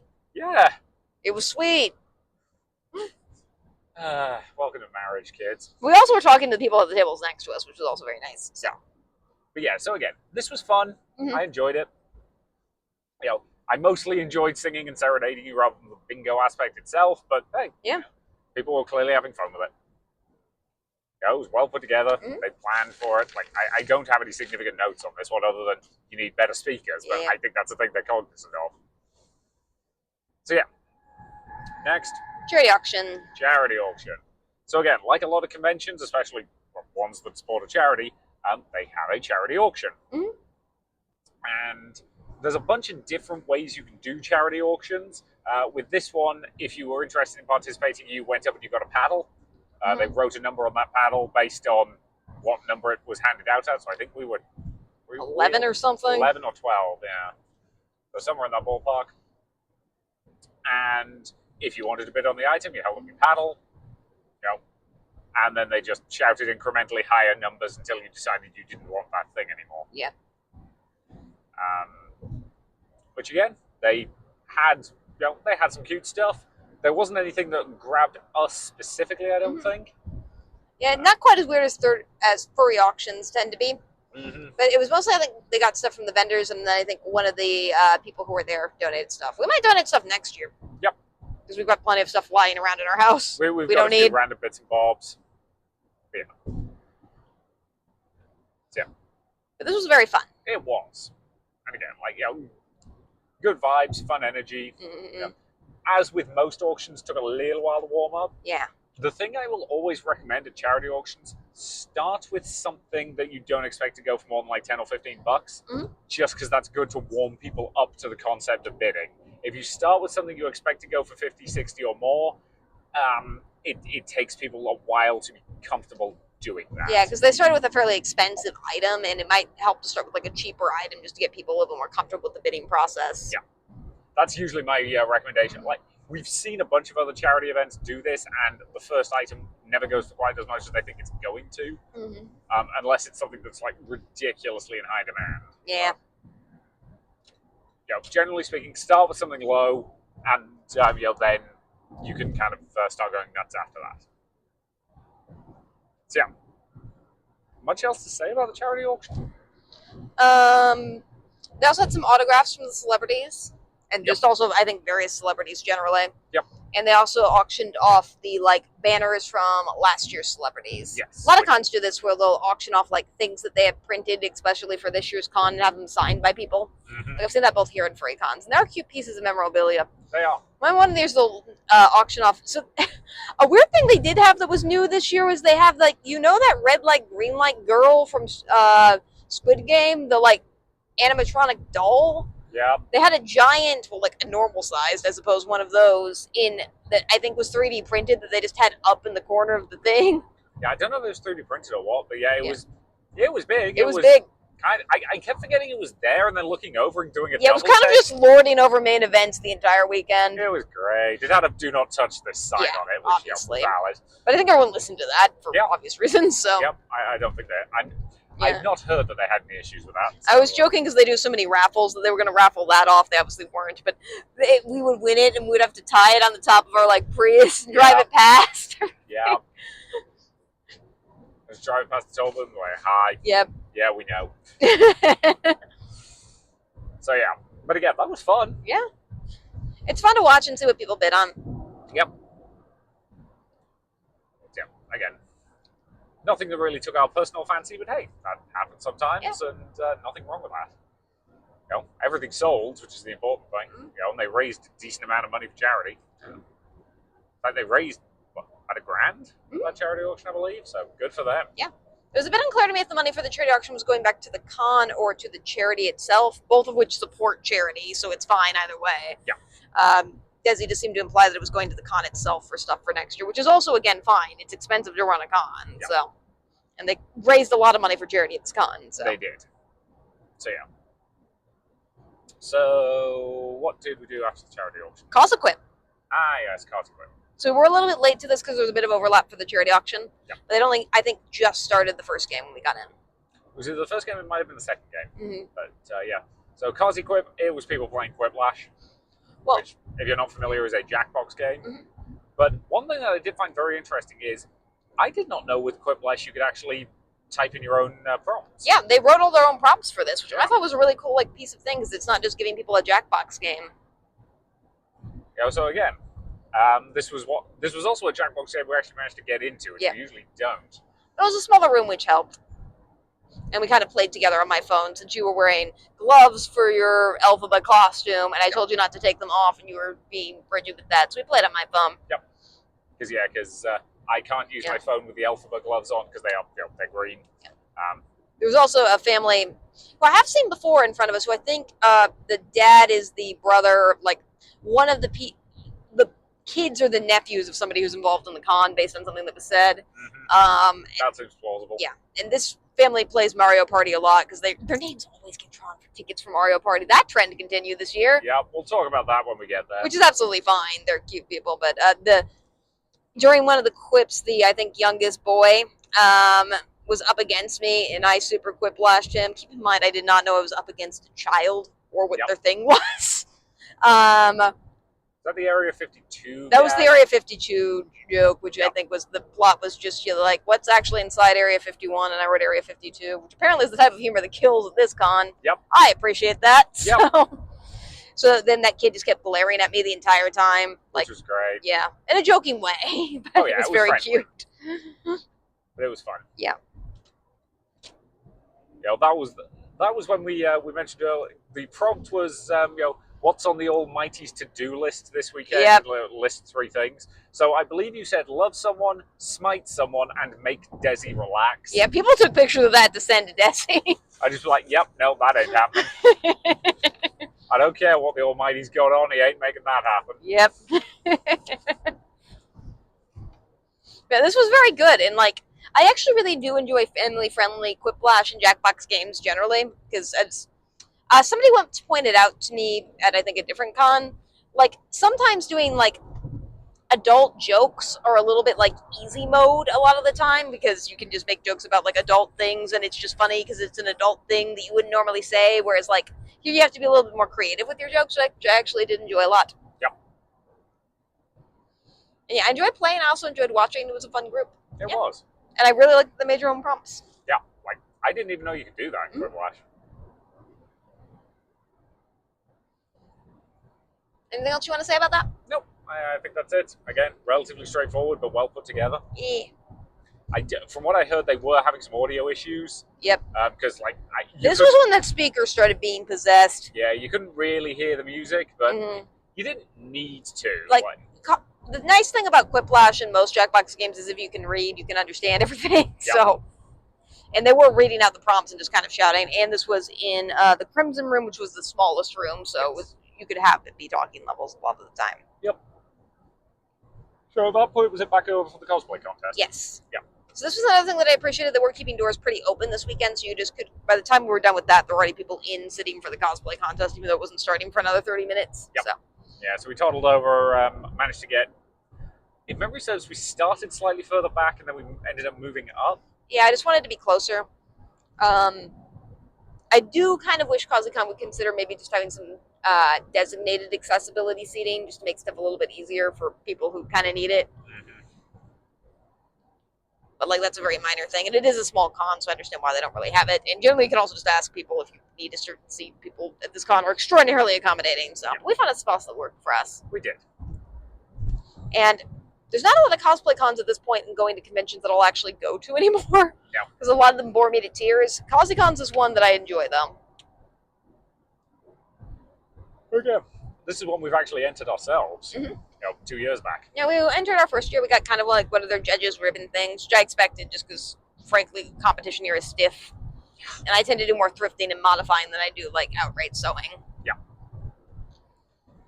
Yeah, so generally speaking, what we do probably doesn't qualify for construction because it is, they do say, so Causeacon basically has 4 categories in their cosplay contest, which is the prop master, so you've made a cool prop, the youth category, which is I believe 12 and under, who don't have to have made anything on their costume, but they will get bonus points if they did. Beginners, which is, I believe you have to have made 50 to 60%-ish of your costume. And then masters, which they expect like 80 to 90% of your costume be something you made yourself. And they do also consider, I think, other people for prop masters sometimes. Yes, we do know that sometimes, like, if somebody's in the beginner category but they made a really cool prop, they will say, hey, would you be willing to switch over to the prop master category? Which is fine. I don't have a problem with doing that. And for the rest of the categories, it actually is pretty evenly split who's in what category. We have a lot of kids, so. It's also worth noting that they do specifically allow modeling, insofar as the Carl cosplayer I mentioned earlier was up on stage, but he was explicitly up there with the person, his significant other. She was listed as the person who made the costume, and was, and he was listed as, modeling it. And I actually like that. Like, a lot of cosplay contests don't do that. In fact, that's literally the only time I've seen that. You're kind of expected to have made stuff yourself. I think most actually do allow it. It's just kind of rare a lot of the time for a lot of cosplays, particularly when you're at the upper echelons of cosplay. Fit is going to be very important, so you're basically going to need a model that's around constantly. So for most people, that's going to be only their significant other if they want a model. Yep. And at that point, generally, you'll make 2 costumes and enter as a group. Yep. But it was cool. And I like the Carl cosplay a lot. I really like their donut, which probably sounds like it means something different, but if you know, you know. If you know, you know. And I really like that they were able to have bare feet without violating the rules of the convention. Yes, I wasn't sure what they had on the soles of their foot. But, it was cool, like some MacGyver type shoes thing that were very creative. Yep. But yeah, because if you're not familiar, Carl does not have shoes. Yep. That's not a choice on his part. He's stuck with it. There are a lot of notable cosplays, a lot of kids that were making stuff. That was very cool. Yep. But again, just very fun, very wholesome vibes at this point. And I do really like that, like, at a lot of competitions, they do tend to just reward the same thing over and over again. Like, sewing generally tends to be very, very dominant, whereas this con, every year I've gone, they've rewarded different stuff. Yeah. Like, last year, a fursuit won. Yep. This year, I think, like, a very cool, I'm trying to remember what won the Best in Show. It was Stitch. Which weirdly was almost a fursuit. No, Stitch wasn't that was Best Masters. That wasn't Best in Show.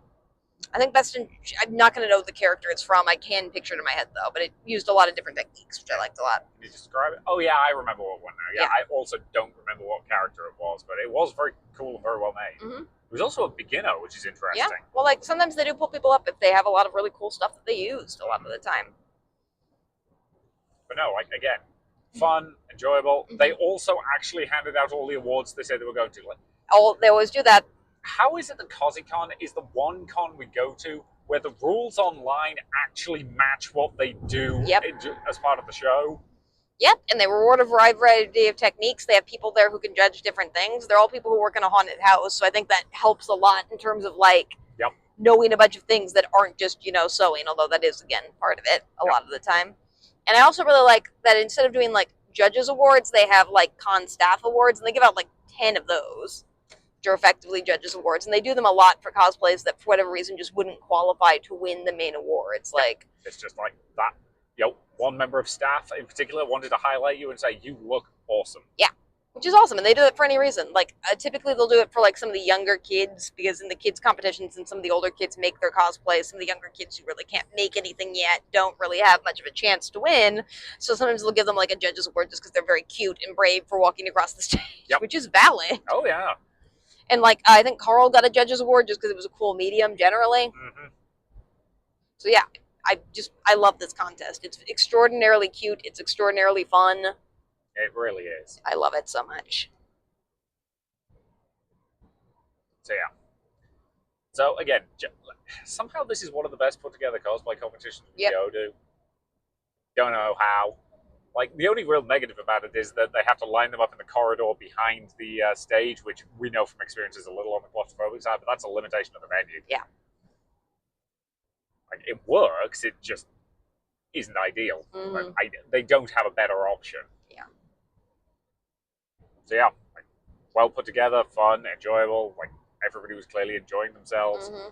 I did see a couple of people who I think were a bit disappointed to lose, but Mm-hmm. that's kind of inevitable if you're doing a competition.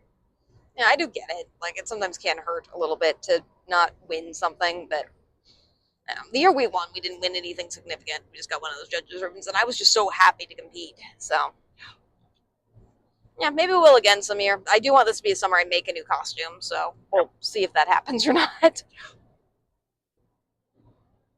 you've got a lot on your plate this summer.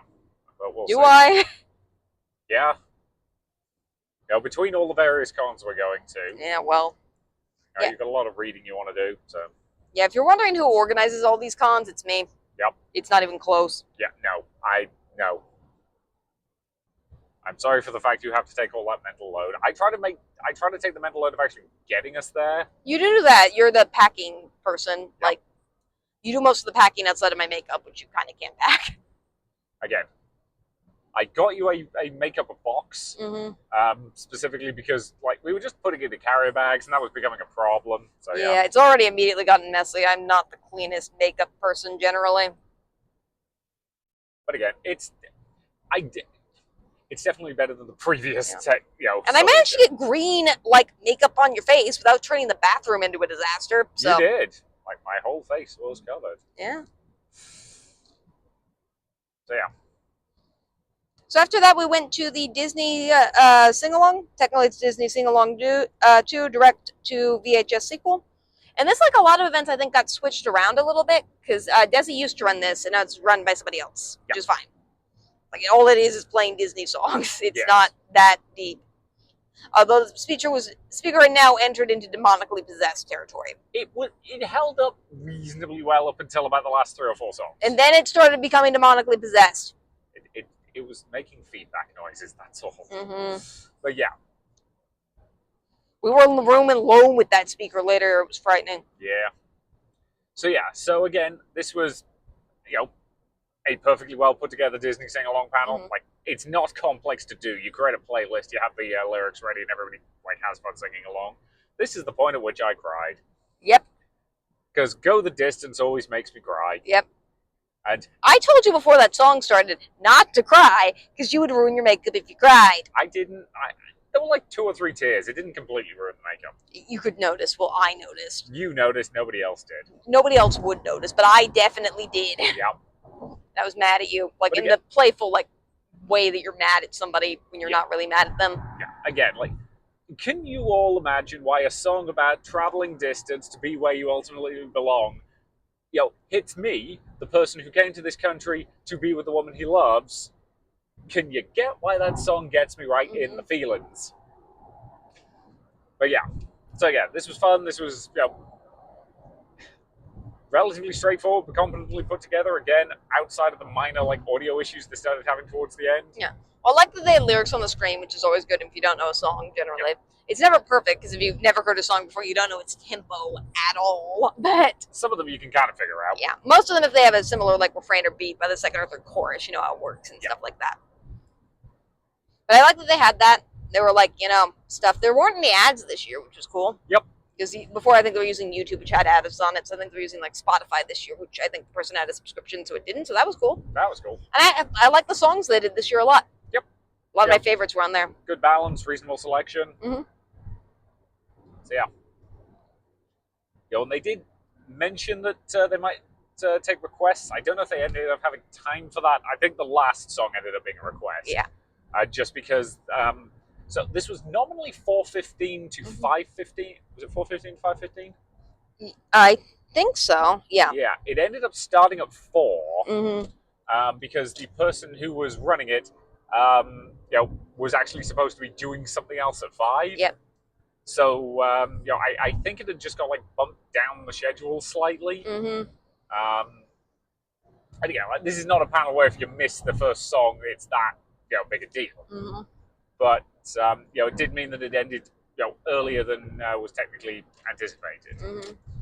Because I'm not sure if there was just a snafu or a miscommunication or what, but because they were needed on stage for Causeacon Quest. Mm-hmm. So yeah, like again, perfectly well put together Disney sing-along panel. No real notes. It was fun. It was fun. Love singing along. People sang along. It was cute. And again, like Disney songs are the right kind of vibe if you're trying to do a big sing-along at a con, because everybody knows them. Yep. And I do appreciate how much this con does actually gravitate towards media that's common enough that everyone knows it. As a person who's functionally pop culturally illiterate, like, I get the references at this con. I like that. Yeah. So after this, we briefly went to Causeacon, Cause a Quest. There we go. Quest. Causey Quest. Causey's already, or Causeacon's already hard to say. So yeah, Causey Quest. This was a live actual play of D&D, which, if you're not familiar, an actual play is basically where some people play the game and do so for an audience, whether that's because they've recorded it and put it online, or whether they're doing it live like this was.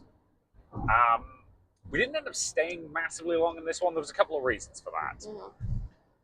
One of which was, I'm not a fan of actual plays, and that's as somebody who's GM'd for an actual play. Mostly I would rather be playing. Actually, I realized there's one thing we didn't mention that we did. What? We went to the lightsaber battles earlier in the day. Oh yeah, I don't know how I missed that. I think it's just because not something we normally go to. Yep. Let's go do that, and then we'll review the Causey Quest then. Yes, well, we'll go. Rolling back in time. Yep. Yes, we did actually go to the Outer Rim Praxium lightsaber duel. Yes. I feel bad. One of the people said they were going to listen for a review of that. Sorry. It's okay. We remembered. Yep. But yeah, because that was after the dog show. Yes. And the Outer Rim Praxium is basically a group that does lightsaber combat. Yes. They teach you how to stage fight with lightsabers, and they put on shows and events. And like earlier in the weekend, they were doing a beginner intro class with pool noodles because they didn't have enough lightsabers, which again valid. And again, okay, so I'm trained in HEMA, which is historical European martial arts. Specifically, I longsword fight, and I also fight with one-handed mesa. I'm trained in snarky remarks. You are trained in snarky remarks. And I very much enjoyed this. Cutting wit is its own form of swordplay. Normally, I did too, honestly. Yeah.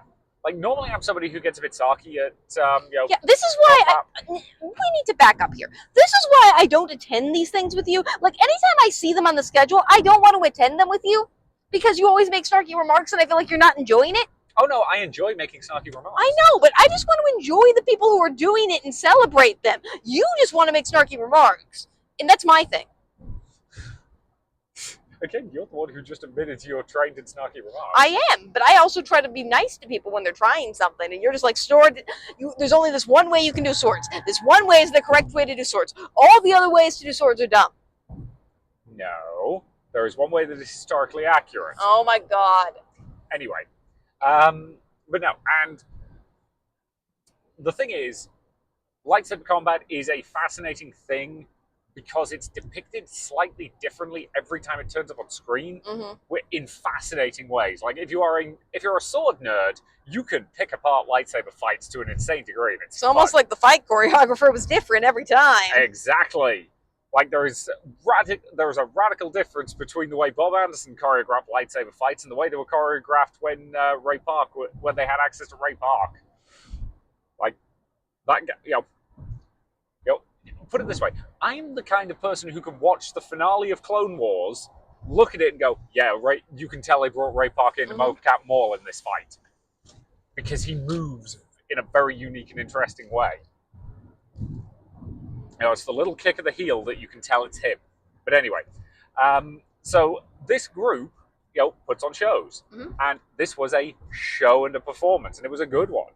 It was themed around two Sith apprentices vying for their master's favor, which is a good theme. Yeah. It works. It's a good reason to have a bunch of lightsaber battles. And yeah, it also helps that their master was, 8 months pregnant and could only do one lightsaber battle. Yep. Which, in fairness, doing one lightsaber battle when you're 8 months pregnant is still more lightsaber battles than I'm going to be able to do if I'm 8 months pregnant. So Yep. You're nuts. I appreciate it. Yeah, props to you. Yep. So yeah, again, I like this group a lot. Like, I like their vibes. Mm-hmm. Yo. Yeah, I had way more fun than this I intended. Yeah. We sat a little bit further back just because we wanted to leave the front rows for kids, because kids think it's real in a deeper way, and I think that's more important. Yeah, like there was some good heckling going on. Some good shout outs. I told one of the duelists at one point to stop playing with his food. Yep. Which was I think well received as a line. So yeah. And yeah, I actually knew some of the Star Wars trivia, which I was proud of myself for, because I read the Jedi Apprentice books as a child. Mm-hmm. Lightsaber forms. Yep, I know them. Like, I do know them. Like, I wouldn't be able to explain the differences entirely between you. I know that Mace Windu is the only person who mastered Form 7 as a Jedi, though. Mm-hmm. Again, it's one of those things that lightsaber forms are a very interesting thing as a sword nerd, because basically each form is based on a different style of fencing. Mm-hmm. And while it's not strictly accurate, it's actually a really interesting adaptation. Mm-hmm. From a logical standpoint. Like, this Form 2 is based almost entirely on rapier, whereas Form 1 is actually classic longsword in a lot of ways. Mm-hmm.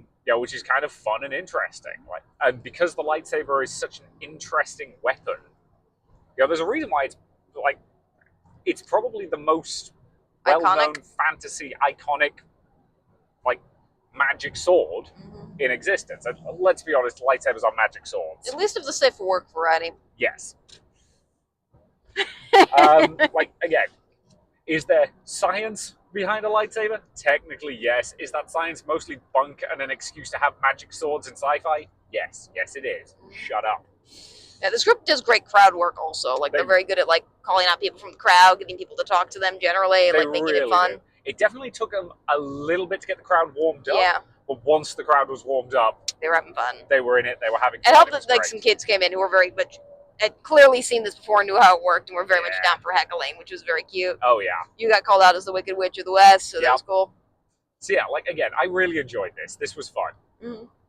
Again, as I said, it inspired me to start working on a con tabletop one shot where you're all just a bunch of Sith apprentices in an academy, which sounds like an excellent idea to me. So yeah. Yeah, they did a little demonstration afterwards that was just going through the lightsaber forms, which was very fun too. Yeah. So yeah, again, I like this group. They've got fun vibes. They very much are playing characters, which is it's fun. But as they said, the actual battles aren't choreographed. I suspect they have a chat before about who's going to win in the end. Yeah, or they might just do it by audience vibes generally. Because they generally do say there's 15 seconds left, which is, I think, assigned to improvise an ending, and they kind of, I think, probably decide that moment of a little bit. Yep. Which, again, that's also, not easy to do. Yeah. Improvised stage combat is hard. It is. So, yeah, I do, I have a lot of respect for them. Yeah. We talked to them a little bit afterwards, later on Sunday, too, and yeah. Yep. It's interesting to see where, the people who are very into Star Wars, the kind of depth of it are at this particular time period in history, if you know what I mean. Yep, I would agree. Because again, there's simultaneously a lot of Star Wars and not much Star Wars at the moment. It's actually Star Wars Day tomorrow. Yeah, may the 4th be with you. Yep. But I know we're coming up to the release of The Mandalorian and Grogu in cinemas. Which, maybe I'll go see if I have time. I'm not going to have time. I'll have to wait until it's on Disney+. And even then, I won't have time to watch it. But, But I'm always fans of the people who just want to play in the universe, because that's the type of fan that I am whenever I get into stuff, is I want to play in the universe. I don't really need new material. I just want to play in the universe. Yeah. And the Star Wars universe is a very large one to play in. Yeah. So. But yeah, so sorry we forgot about that until now. Sorry, it's my fault. That's not normally something we attend. We just part of this I would happily attend again. It was cute. It was fun. Yeah. Okay. Back down to where we were. Where were we? Causeacon. So yeah, so as we were saying, we didn't end up staying for terribly long because, as I was saying, most of the time I see an actual play, I end up just wanting to play a tabletop RPG myself rather than watch other people do it. It's more fun. Partially it was that we couldn't really find seats since we got there kind of right when it started that were accessible for me. Yep. I didn't feel like asking people to move. Like, it was also one of those things where I wasn't sure I was going to like it enough to want to, like, ask people to move and then feel guilty for asking them to move. We're just going to leave 15 minutes in because we decided it wasn't really the type of thing for us. Yep. Like, the group seemed to have good chemistry, and it seems fun. It's just, I think both of us just would rather just play tabletop RPGs than watch people play. Yeah. Which, again, that's not on the group. No, the group seemed like they had great chemistry and were having fun. Oh, yeah. Like, again, the audience was definitely having a good time. Yeah. It's just, we ended up tapping just because. Yeah. I was also just getting to the point where I was a little bit overstimulated, I think, just because I haven't been sleeping well lately. So we kind of found a quiet place to kind of just chill because the screaming was just kind of getting to me a little bit. Yep. Like, not in a bad way, just in a I don't want to hear any more yelling type of way. Yeah. Which, again, happens. Like, if you came to our panel, we did actually talk about that as something that is going to happen occasionally at a con. Well, this wasn't like a meltdown or anything. I was just, like, over the screaming. Yep. And they do have a Zen room here that you can go to. Yep. But, like, we ultimately just wound up going back to the Ash panel room since there was nothing in it for that time block. Yep. Interestingly, on the schedule, they do indicate that there was something supposed to be at that time block, but there no longer was a thing at that time block. So I don't know what that was. Yeah. Like, I'm wondering if that was, like, set aside as a, this is an open time slot, and nothing ended up filling it or something like that. Well, if they want more panel programming, I'm happy to run more. Yep, we will do stuff.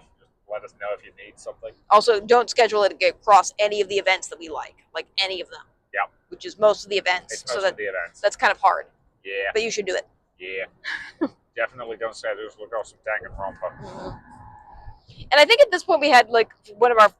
Thankfully, this was actually an address that, like, I've been afraid this was going to happen for ages, and it finally happened. Thankfully, fairly minorly, and in an address that was almost the same color. But if you see me at cons... you'll find that I generally train to drink this bright orange diet soda because it's one of the few things that works with my digestive system. Don't ask me why it is. It just is. Yep. I don't know why. Yep. It's your preferred caffeine source for whatever reason. Yes. It works for you. And the carbonation helps my various stomach problems a lot. And for whatever reason, it's easier for me to keep down than other sodas. I don't know why. My body is weird and numb. But I have to drink like 4 of those a day to kind of sustain my stomach well enough to eat during the evening. Yep. And if you're one saying that doesn't make sense, I agree. It doesn't make sense. Again, everybody I know who has digestive issues, has found the weird combination of stuff that works for them. And it's pretty much a unique, weird combination for everybody. Yes. That's just how digestive issues work. Yeah, that's why it sucks so much. There isn't an easy, fixed solution. It's just, here's a bunch of random stuff that worked for me. Yep. Thanks.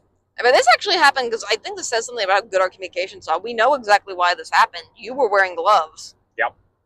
So, we were trying to transfer bottles between our hands to, clean stuff up, but you were wearing gloves, so something that you would normally do, I had to do, and I think we just miscommunicated as we were trying to pass stuff back and forth, and it spilled. Slightly.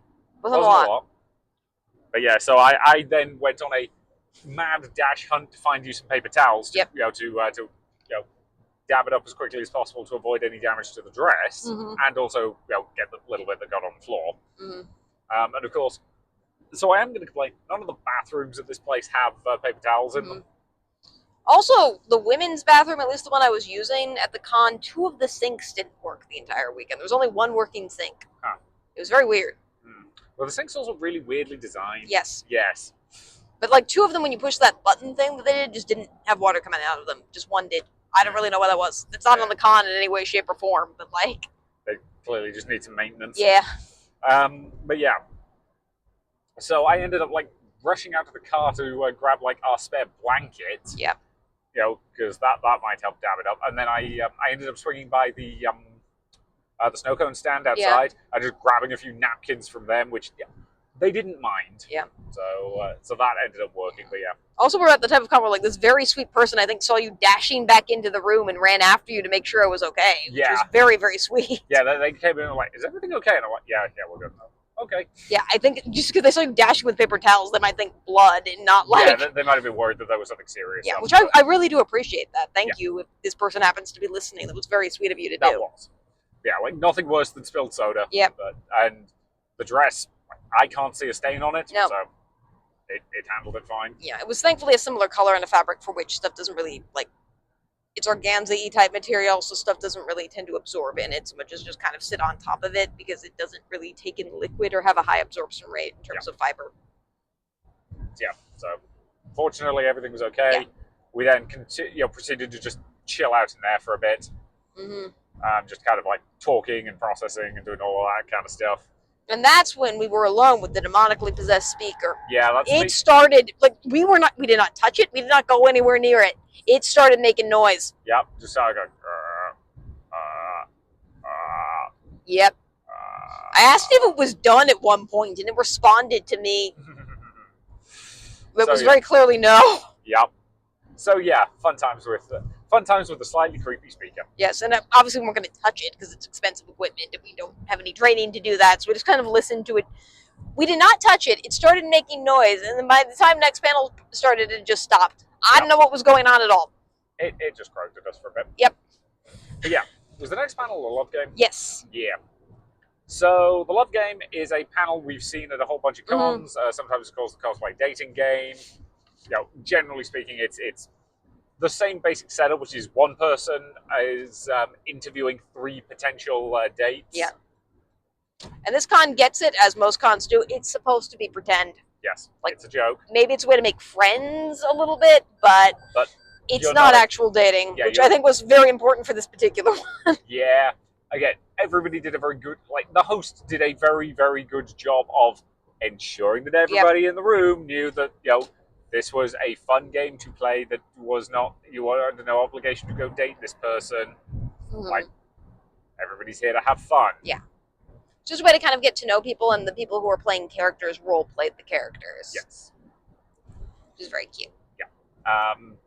Pretty standard method of determining this, which was write your name on a post-it note, put it in the jar, drew names from a jar. Yeah. That was great. That worked fine.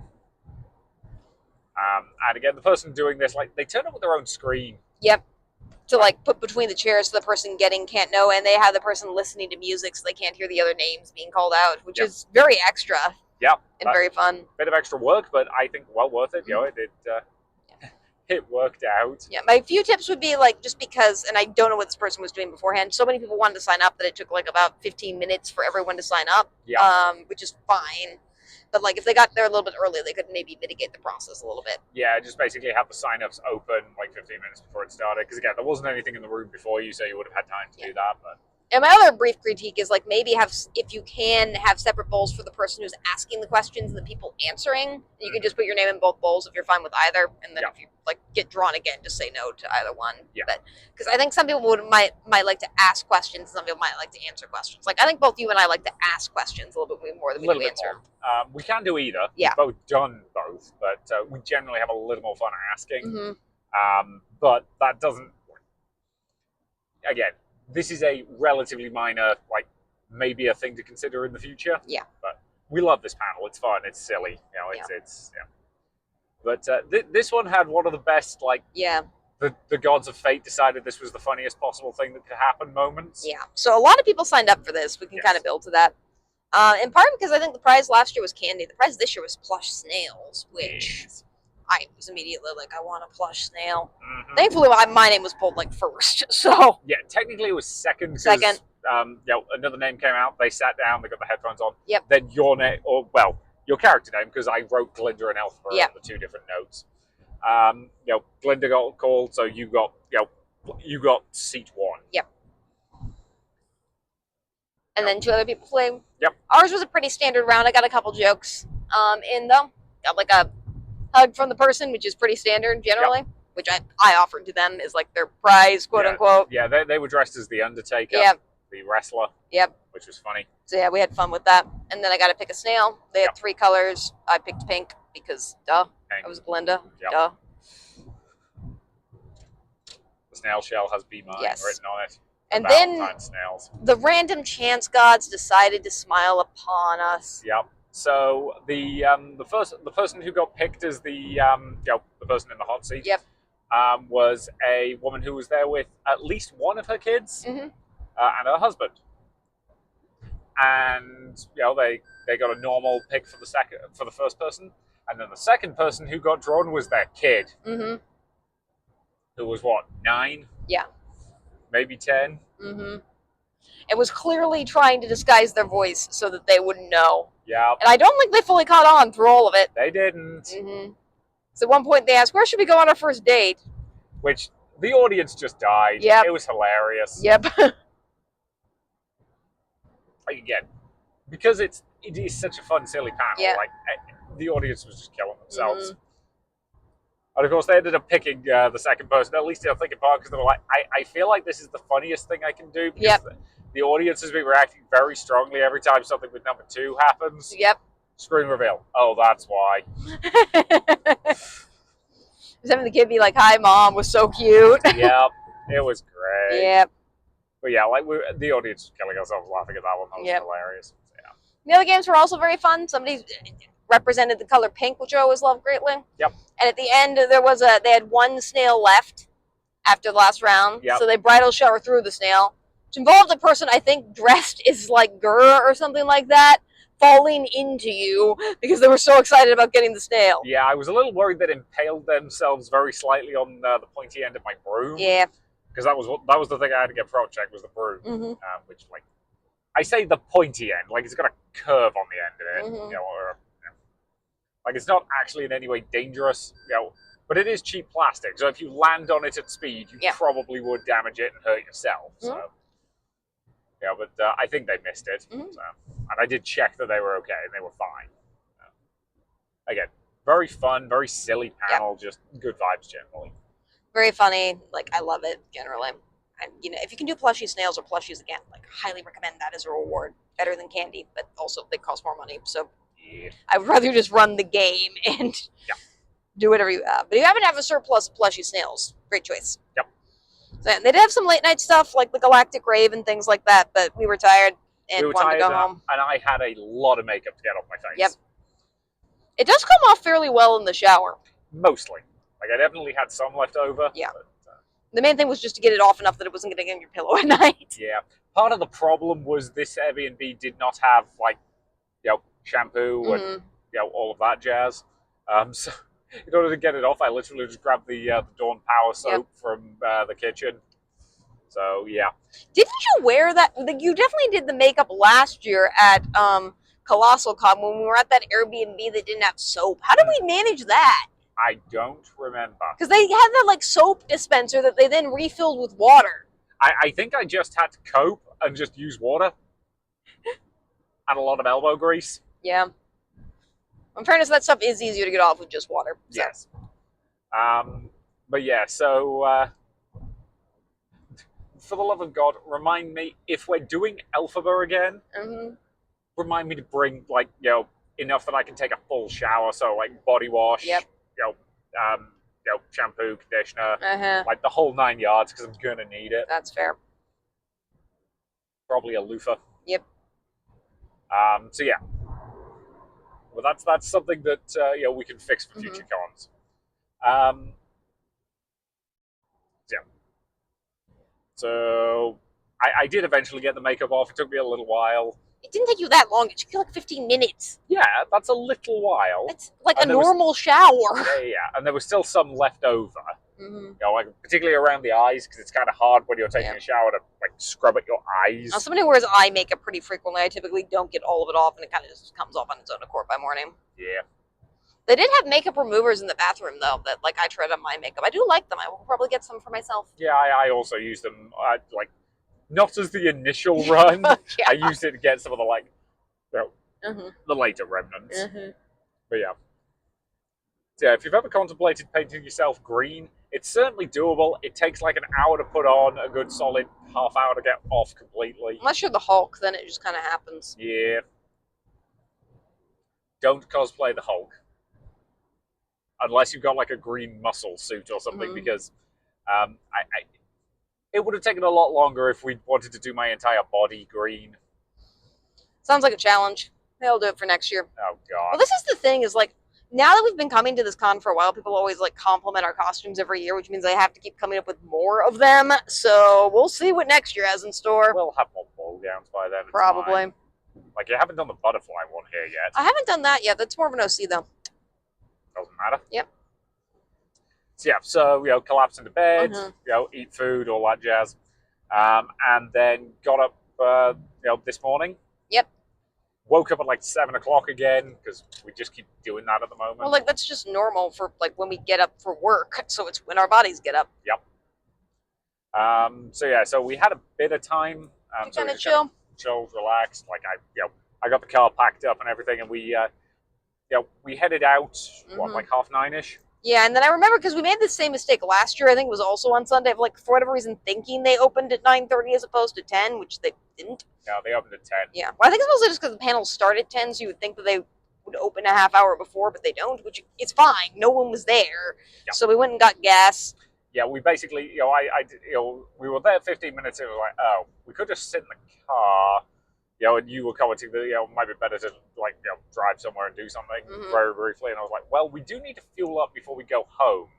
And there's a Sheet's like 7 minutes away. So if we go there, fuel up, and come back, then that should be about the right time for them to be open. Yeah, shout out for Lynn's for warning us that gas is $1 more expensive in Ohio right now. Yeah. Which does not surprise me. Yeah.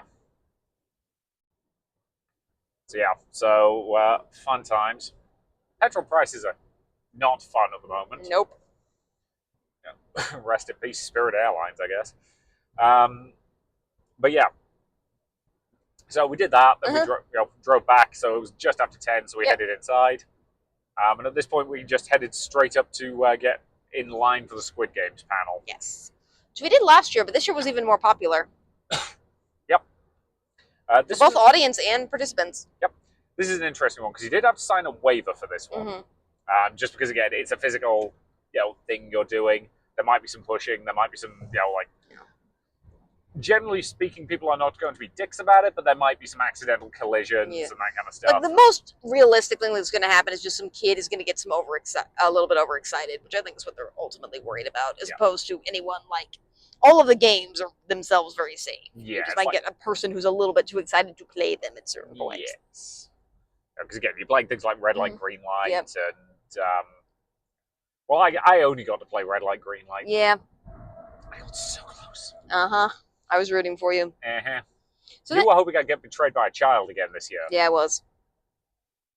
So yeah, Squid Games, it's based off the TV show Squid Games. It's better than Beast Games. Like this one series of events that's done in this one room with children is better than Beast Games. Yeah. This is the thing. We've been watching some retrospectives on Beast Games and just how badly it misses the point of Squid Games. Yeah, some of these kids that play this look too young to be watching Squid Games, but I don't judge, so. Yeah. But again, at the end of the day, playing children's games is fun. It is, and I also like that these games are, again, designed such that anyone can win. Yep. Which is also fun. Yep. Because again, in this context, if you get eliminated from a game, they give you a quick spray with a squirt gun. Nothing too extreme. Yeah. You missed me this year, guys. I got eliminated and you didn't spray me. There's a reason why I didn't put you in the alphabet makeup today. Yeah. Oh yeah, outfits for today. I was wearing my kind of duplica and ditto outfit, and you're sort of ditto. Sort of ditto. This is definitely our laziest one, but it was a Sunday. It was a Sunday, it's fine. It's still a ball gown. Yep. This is a low-key ball gown. Yeah. But yeah.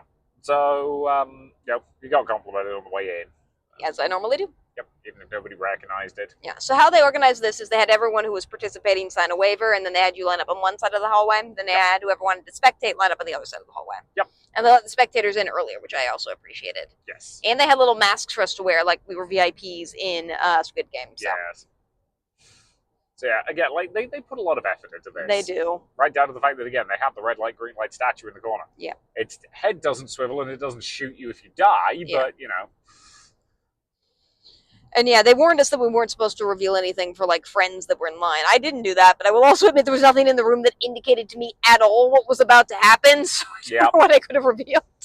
Other than I thought Foursquare might have been a possibility because there were things that looked like a Foursquare pattern on the floor. Yep. I definitely think they ran into the issue of not everybody knew the rules to Foursquare. Yeah. Well, Foursquare is like kickball. It's one of those American kids games that I think when you play it as a child, everyone has their own rule set because of how it's like Uno. There's a bunch of different rules to Uno that people house rule in, and no one knows what the actual rules really are. Yep. So yeah.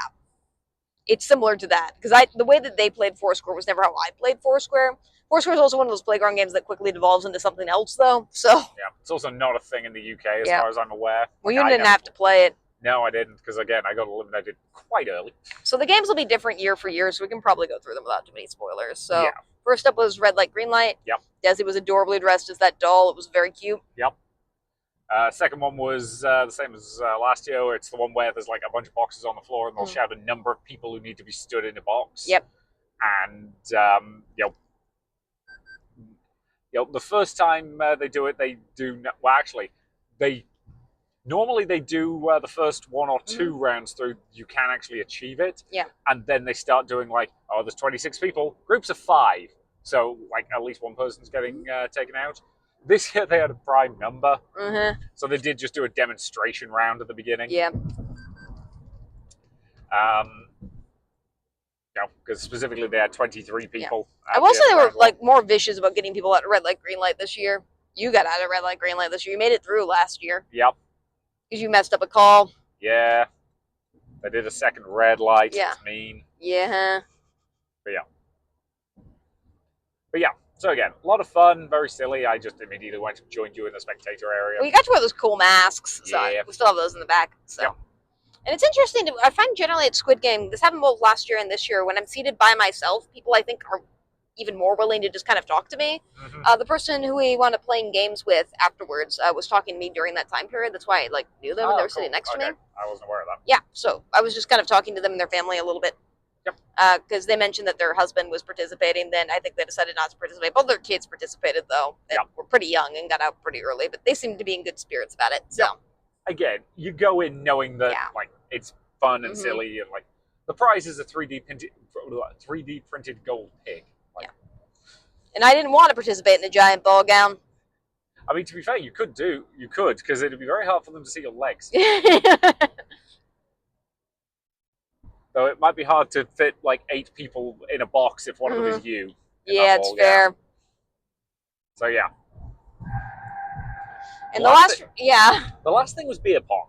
It was not actual beer pong. Yeah, there was no beer or water. It was just bouncing balls into cups. Yeah. My only real criticism of this is they did this on the stage, and because of the way they set up the room, the audience chairs were beside the stage. Yeah, it would have made more sense to just set it up on the floor. Yeah, I would have just like moved that table into the main space so that the audience could see it. It would have also stopped the ping pong balls from bouncing places where no one could get them back. Yeah. It also didn't help that like the 2 people who were playing were children. Yeah. So. Who I suspect are too young to have played beer pong. In fairness, I've never played beer pong. I've also never played beer pong. I didn't go to those kinds of parties. But neither of them were very good at getting balls into cups, because beer pong is actually a game that is designed to take quite a long time, because it's meant to be a socialization game. Yeah. So they modified the rules a little bit. Yeah. It was still very cute. Yeah, the the 2 big drinking games when I was at university were Ring of Fire, which is just played with cards and is not we that called good that Kings. I think it's the same game. I think it's the same. Yep. Bunch of cards lined up around a central pitcher. Yep. Yep. The other one I got to play at one point was the Pokemon drinking game, which is wonderful. Yep. It's so stupidly complicated. But yeah, Google it if you're curious. It's a board game. But yeah, so again, this was fun. I enjoyed it. I thought it was very fun to watch. It was very good for spectators. I just wish the main the last game was a little easier to see. Yeah, but it was fun. It was cute. I like watching the kids play it. Generally, it's still something for which just Squid Gaming theming isn't something I like. So I'm probably never going to play myself. But I love watching. I'm glad that they let people watch. Oh yeah. And the masks were very cute. So again, they put so much effort just into they have people dressed up in the the weird pink costumes with the masks and all of that jazz. Like it's fun. So yeah. It's interesting. Sunday this year was pretty much exactly the same as Sunday last year in terms of the events we were going to. Yep, it's pretty much last 2 Sundays, I think, been Squid Games, Otaku Bingo, Mario Party Game Show, and then closing. Yeah. So we basically went straight from Squid Games into the games room to just stake a spot for bingo. Yep. Because bingo is very, very popular in this con. Yes.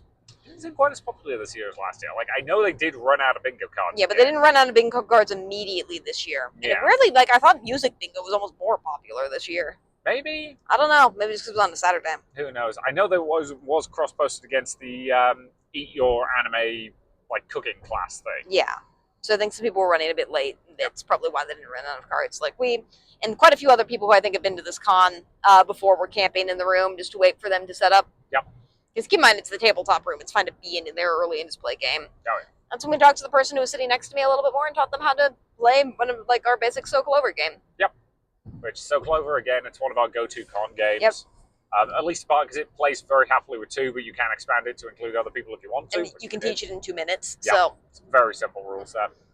And it's also cooperative. Yep. So very easy and fun to play with strangers. So yep.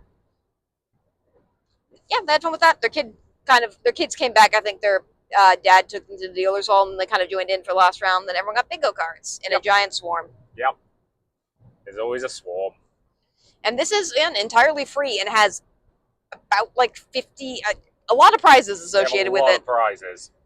And the way it basically works is they have one grand prize, which is a giant Funko Pop figure, which is given away in the final round. Mm-hmm. And up until that point, when you get a bingo, you just go up, show them your card, you prove that you got it, and then they basically just let you take whatever you want from the prize table. So rather than doing specific prizes at specific times, you just get to pick whatever you want. Mm-hmm. Nice and simple and straightforward. You want a Care Bear? I did. I also won something. By the time I went up, there wasn't a massive amount left. I got a Darth Maul plushie thing. It was cute. Which is cute. It's very angry. Yeah, I won like halfway through. I'm surprised the Care Bear was still there. A lot of people booed me when I took it. I'm just like, it's been on this table for like 6 rounds. Yeah, it had been there for absolutely ages. Yeah. And it's playful booing. Yeah. I think it was slightly further back, so I don't know if everybody noticed it immediately. Yep. But again, like it was fun. There was a lot of a lot of prizes going. Yeah. Yeah, most people, like, it's something for which you probably have, like, about a 50% chance of just winning something because of how many prizes they give away. Yep. And you can win multiple things. Aw. Goose date. Yeah. Good job, guys. But yeah. But, like, generally, like, I think both of us are of the attitude of, like, once each of us wins one thing, so we're done. We don't really need more stuff. We can give it to other people. Yeah. And again, everybody seemed to have fun. A bunch of weird and interesting things were won. Mm-hmm. They do have a lot of prizes. Yeah.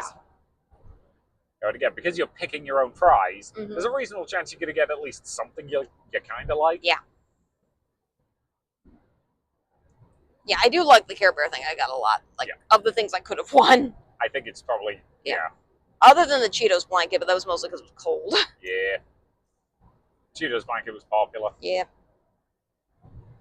But yeah.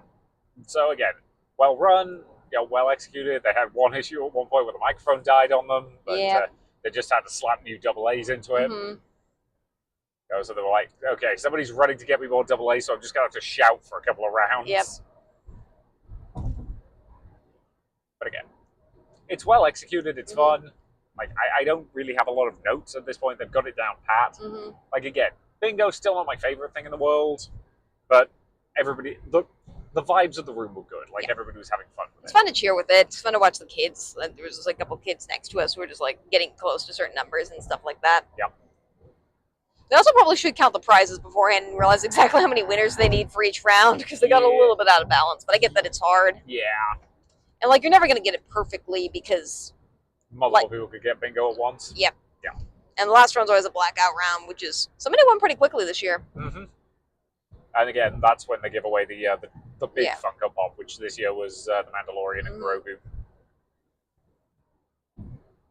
Ooh, I think we're about to be back in Ohio. Hooray!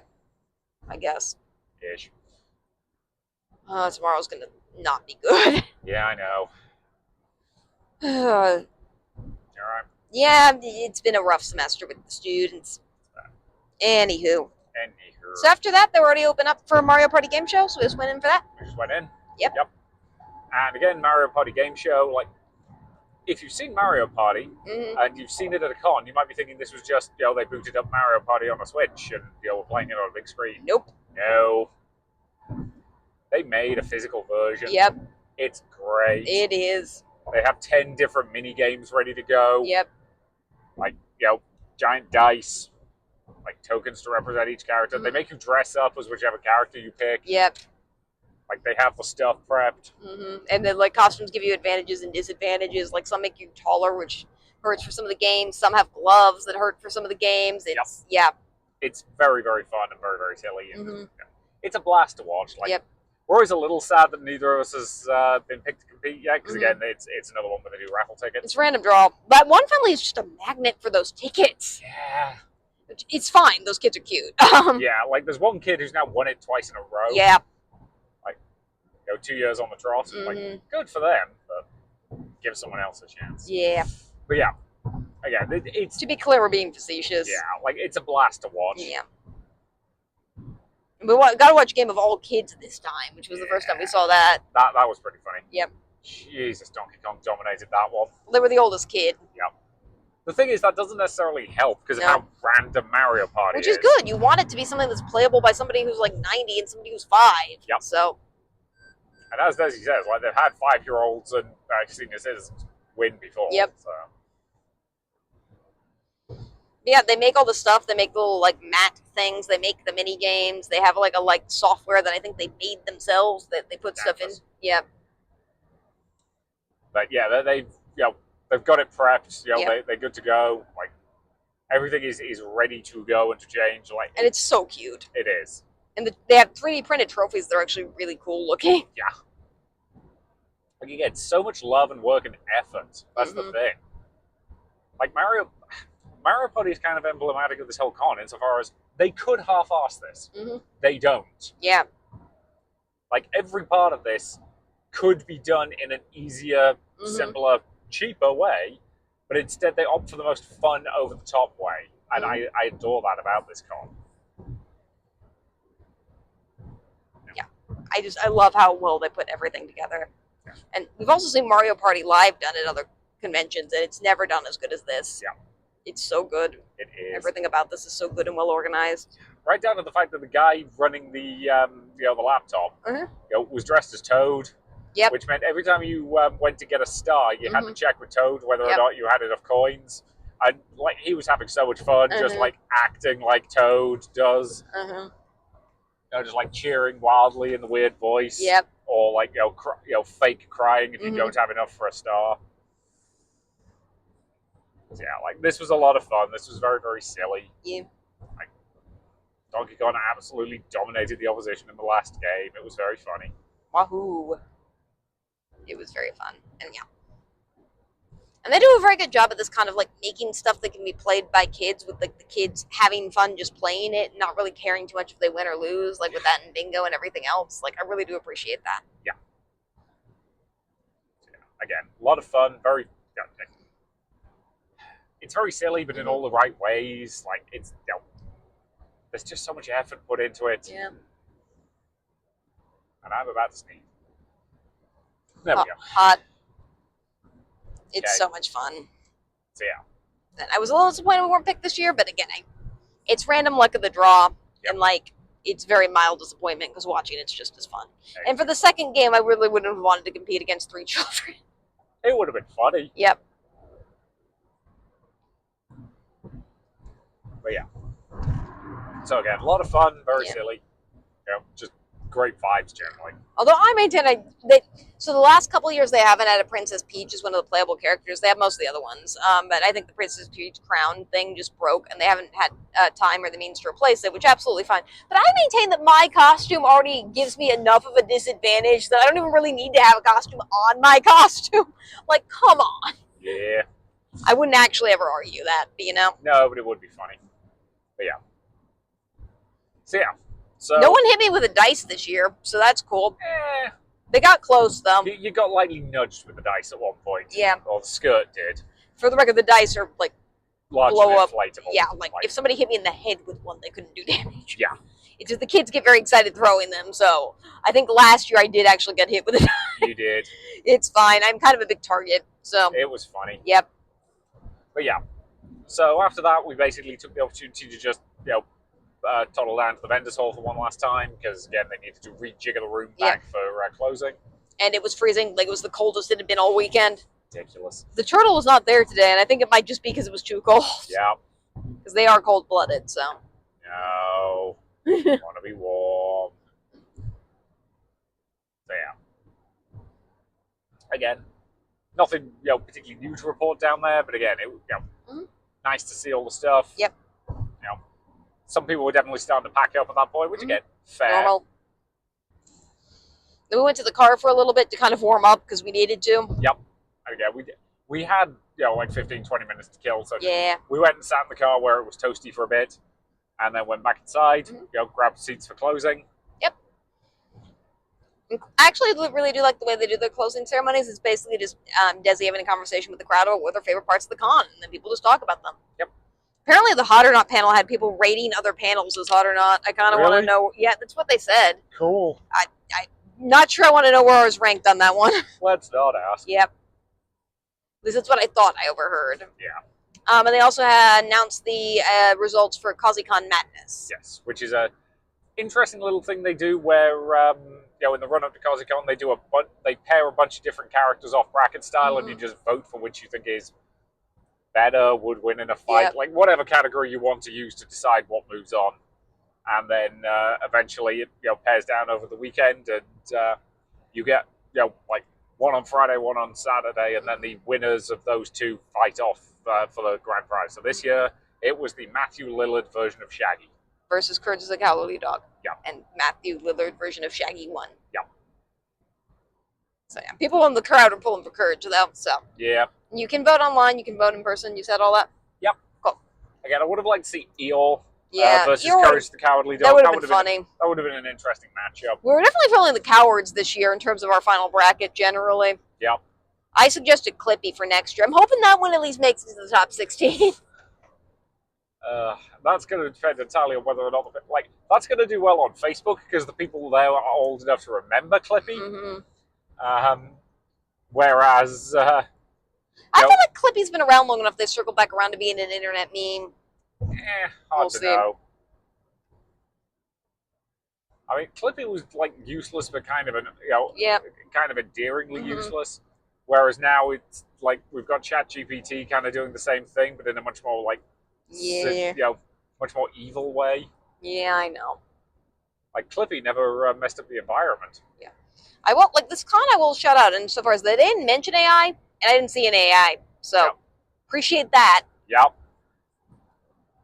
Because generative AI sucks. Oh yeah. I'm gonna get Desi's an artist, so I suspect she's not a fan, but we would have to ask her. But yeah. So closing ceremony, a lot of fun, just generally good vibes. Yep. And then we said goodbye. I briefly spoke to one of the people from the Braxium. Yeah, we said goodbye to Desi. Yep. As people were trying to accost them for ribbons. Ribbons and I think there was something about you had to show Desi one of the 150 Pokemon that no one had shown her yet. Yeah. I really wonder if Pikachu actually got off the list, or if because maybe everyone just went past Pikachu, so maybe Pikachu's still on the list. Yep. I know that somebody showed her. I don't think it was just the original 150 because somebody showed her an Espeon, and she was like, "Nope, all the evolutions already been claimed." If it's just any Pokemon, it's easy to find something from Gen 7 or something that no one's done yet. What's it, Dunsparce? Dunsparce. Dunsparce is a good one. Yeah, people get very into the ribbon game here. Yeah. Yeah, we got accosted a lot on Friday because people were mentioning that we had them, and then the rest of the weekend we didn't because I don't think people realized we had them. Yeah. We didn't put ourselves on the official ribbon game list. Yeah. And I'm going to talk about stuff we didn't do? Yep. Okay. So they had the dungeon, which was a tabletop room. Yep. Which was running events throughout the weekend. The main issue with that at a con like this is it's a bit of a roll of the dice if you'll actually be able to take part in those, because again, very limited spots. Yeah, I don't know how you sign up because we didn't really look into it. They also did have a D&D Session 0 Ladies Night for just a kind of gender-exclusive D&D experience, because D&D can be kind of intimidating and misogyny is a thing. So I really appreciated that, actually. Yeah. As a way to kind of play D&D and feel comfortable and not mansplain to the entire time. So I get that. That's really cool. Yep. They had a couple of mental health panels. Mental Health and Kiki's Delivery Service, which was opposite our panel. I would have gone to it. Yep. And Diagnosing Despair and Danganronpa, which I don't even know what that one would be like. Goodness knows. Like, again, Danganronpa's its understanding of human psychology is questionable. I'm not going to lie, having played the first game, but it's interesting. That probably would have been a fun panel to go to. But instead of doing a formal ball this year, they did dance along. Yep. Which I get. Like, I don't think the formal ball was well attended for the past couple of years, so I get why they switched it up. The dance along we did pop our heads into, which is just like people. It's that video game where you like dance along to the music and mimic the poses. Yeah, it's DDR. It's Dance Dance Revolution, I believe. It's not that exact one. It's a different one. Yeah. But it's a similar type of thing. Yeah. And yeah, that one was packed also with children trying to burn off their energy, which valid. Valid.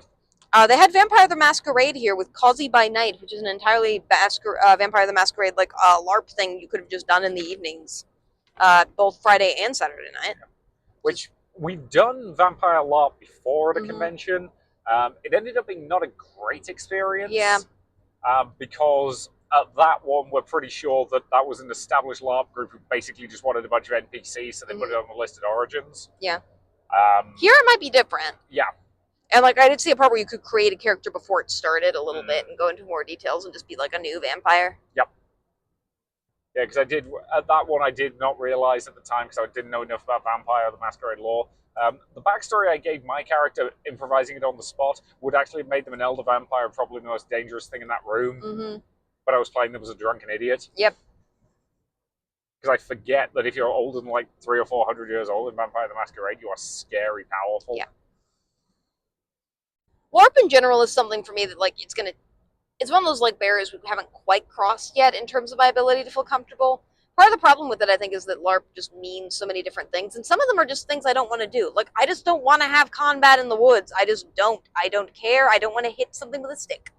I don't want to hit those like dumb throw things that are spells that have to hit. I don't want to do it.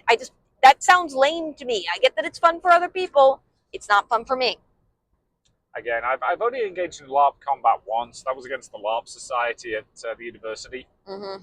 Yeah, they challenged the HEMA group to a fight because they didn't realize we use steel weapons.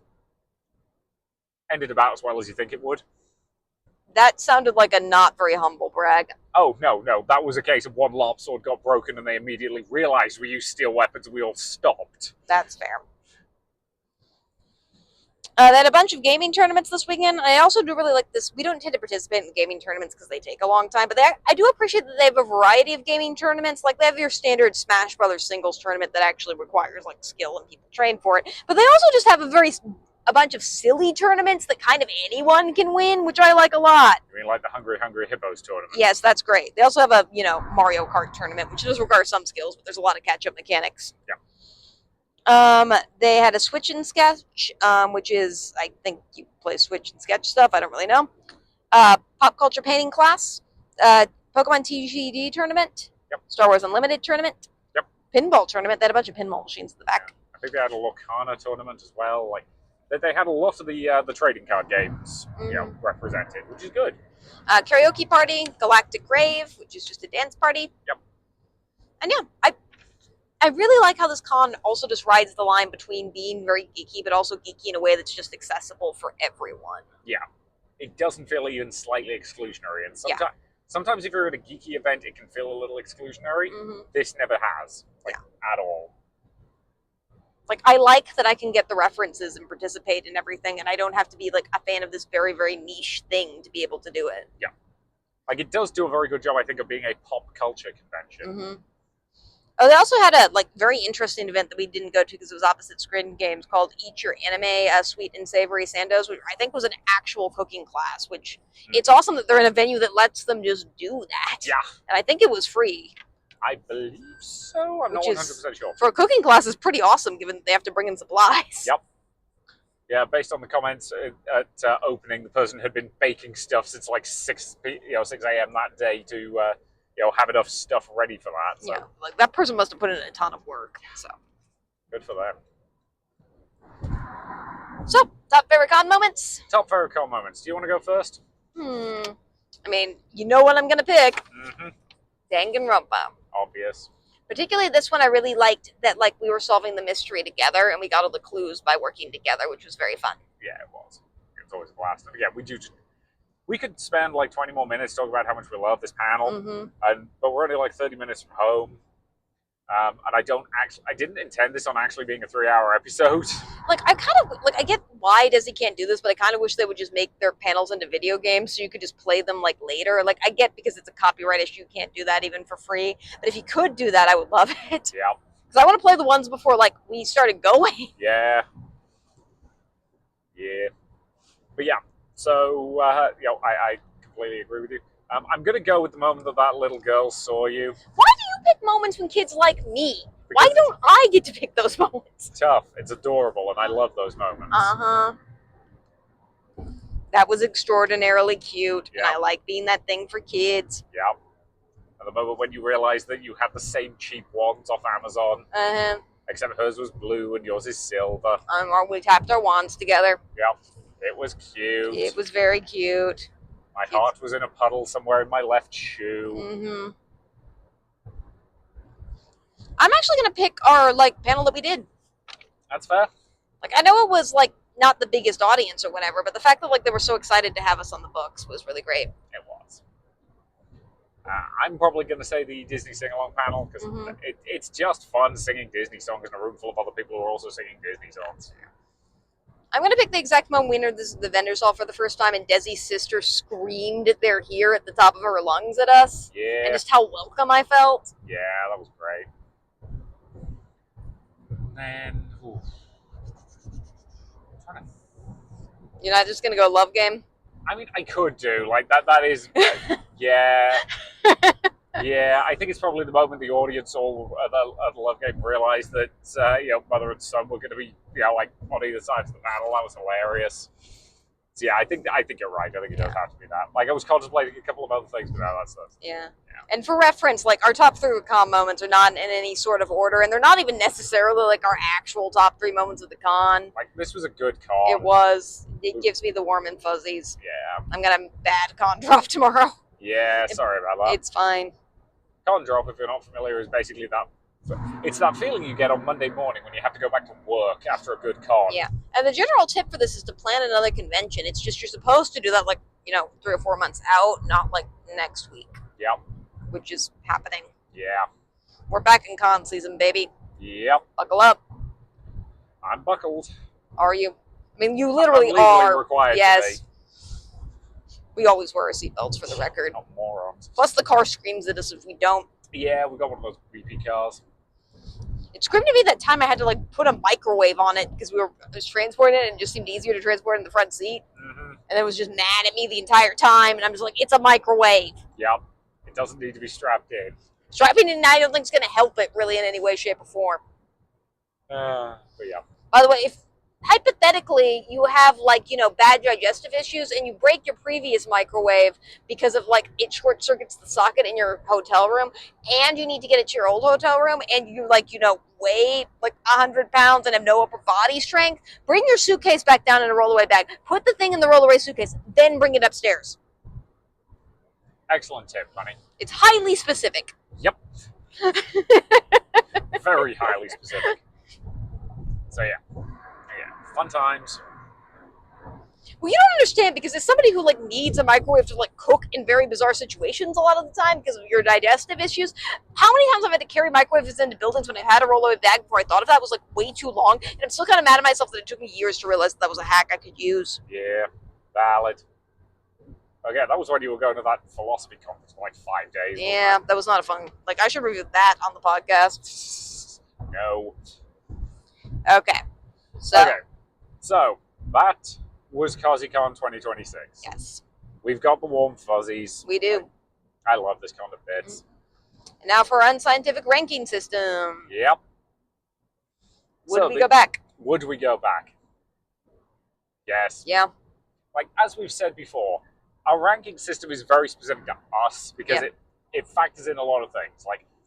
How long is the drive? How much are we going to have to spend on an Airbnb? How much are the tickets for the actual con itself? There's a lot of different factors that go into deciding if we would go back to a con, and Causeacon is a hard yes. Yep. It just is. It is. It's that beautiful con spirit that I just love to see again and again. It's what I want out of a convention. It's fun. It's awesome. And it's nice to have that in a way that's family friendly too. Like, if we ever do have kids, like Causeacon would be one of the first cons I would take them to. Yep. Because again, it's just got that wholesome vibe that I love about a convention like this. It's relatively small, it's relatively personal. You do get to know half the panels are being run by staff members, which means you do get to know them over the course of the weekend, which is always nice. And it's so wholesome. Yeah. I want to run at least another panel next year. Yep. Maybe 2. Again, we'll see what time of year it is relative to how in the weeds you are with grading and everything else. Yeah. But it will end on Masquerade, but seeing people there is just so much fun. It is. I already want to go back next year. Yeah. I hope it's slightly warmer next year. Yeah. Theme's dinos next year though, which I'm excited about. Yep. Theme is dinosaurs. I'm curious to see what they do to Charity, their mascot, for a dinosaur theme. Okay, it's either going to be she's in some way dressed as a dinosaur, or she's going to be riding a dinosaur. Mm-hmm. I was thinking riding a dinosaur and doing that Flintstones thing. Also distinctly possible. We'll see. So yeah, that was Causeacon 2026. It was a blast. I'm glad we went. Join us next time for Bourbon City Steampunk Con. Yep. Next week we're in Louisville, Kentucky for Bourbon City Steampunk. It'll be, different, but also hopefully fun. It's fascinating to see we'll talk about it more next week, but they have similar vibes and different vibes at the same time in ways that are kind of weird and complicated and interesting, and you don't really understand unless you go to a lot of different cons. Yep. So again, we'll talk about it in detail then. But they're very different groups of people, but both very friendly, welcoming, nice, have good vibes. Yeah. It's just a lot of good stuff. Yeah. So and as a reminder, you can always check the cons couple spreadsheet that I kind of vaguely update for cons we are likely to be at in the future. Yep. I think somewhat definitively, knock on wood, somewhat. Let me see if I can do it in order. Bourbon City Steampunk, Lexicon, Anthro Ohio, Causeacon, Korg Gaming Expo, which is somehow separate from Torg Gaming Expo. Why did you name them that? Oh, really? I didn't even realize that. Yep. I thought that was just you mispronouncing Torg. No, it's Korg. Korg and Torg are separate events. I hope by the same company, because otherwise that's dumb. Yep. Okay. Animate. Yep. Origins. Origins. I think there's sort of an off-week act for Origins, but not terribly much of one. Anthro Ohio, or just AnthroCon at that point. We're getting into July at that point. That's far enough ahead that I feel like anyone who's listening to this is paying attention. Again, AnthroCon's always the 4th of July weekend. Yep. So we still need to book an Airbnb for that. yes, we'll figure it out. Okay, so thank you very much for listening. Yes. And hopefully we will see you in the next one. The next time I see you or talk to you, I should be done with grading and done for the semester. Please, for the love of God. Your brain is still going to be trying to find, this is the problem. That first week and a half after the semester ends, your brain is still in this problem-solving mode. Well, that's why I'm trying to leave all the Gen Con planning for that week, because that'll give my brain something to do. It's dumb. That makes sense. But I'm probably just going to do that immediately when we get home. I'll probably talk to Betty about it the second we get home. No. Why not? Because we'll get home at we're getting home at 8:15. I still need to unload the car. I need to eat dinner. Well, I can talk to Betty while you're doing all those things. So either that, I do grading. You're also going to get hammered. Mm-hmm. Well, grading or Gen Con, you need to pick one. Fine, Gen Con. Yay! I mean, you weren't going to make me grade. Oh, gosh. Okay. This week is going to be a thing. This week's going to suck on toast. But the con next week should be good. Hooray! Yay. Also, if you happen to be one of those 3 students who are supposed to schedule a meeting with me yet, and you're somehow listening to this podcast, and have still not scheduled a meeting with me yet, schedule a meeting with me. You know who you are. You're not listening to this, because I do not tell my students I have this podcast. Nope. Okay, we've definitely got off the rails at this point, so thank you very much for listening. We need to have a consistent intro. We don't need to have a consistent outro. It's fine. Nobody listens to the outro. Linz does. Ugh. Islands. Hi. Bye. Bye.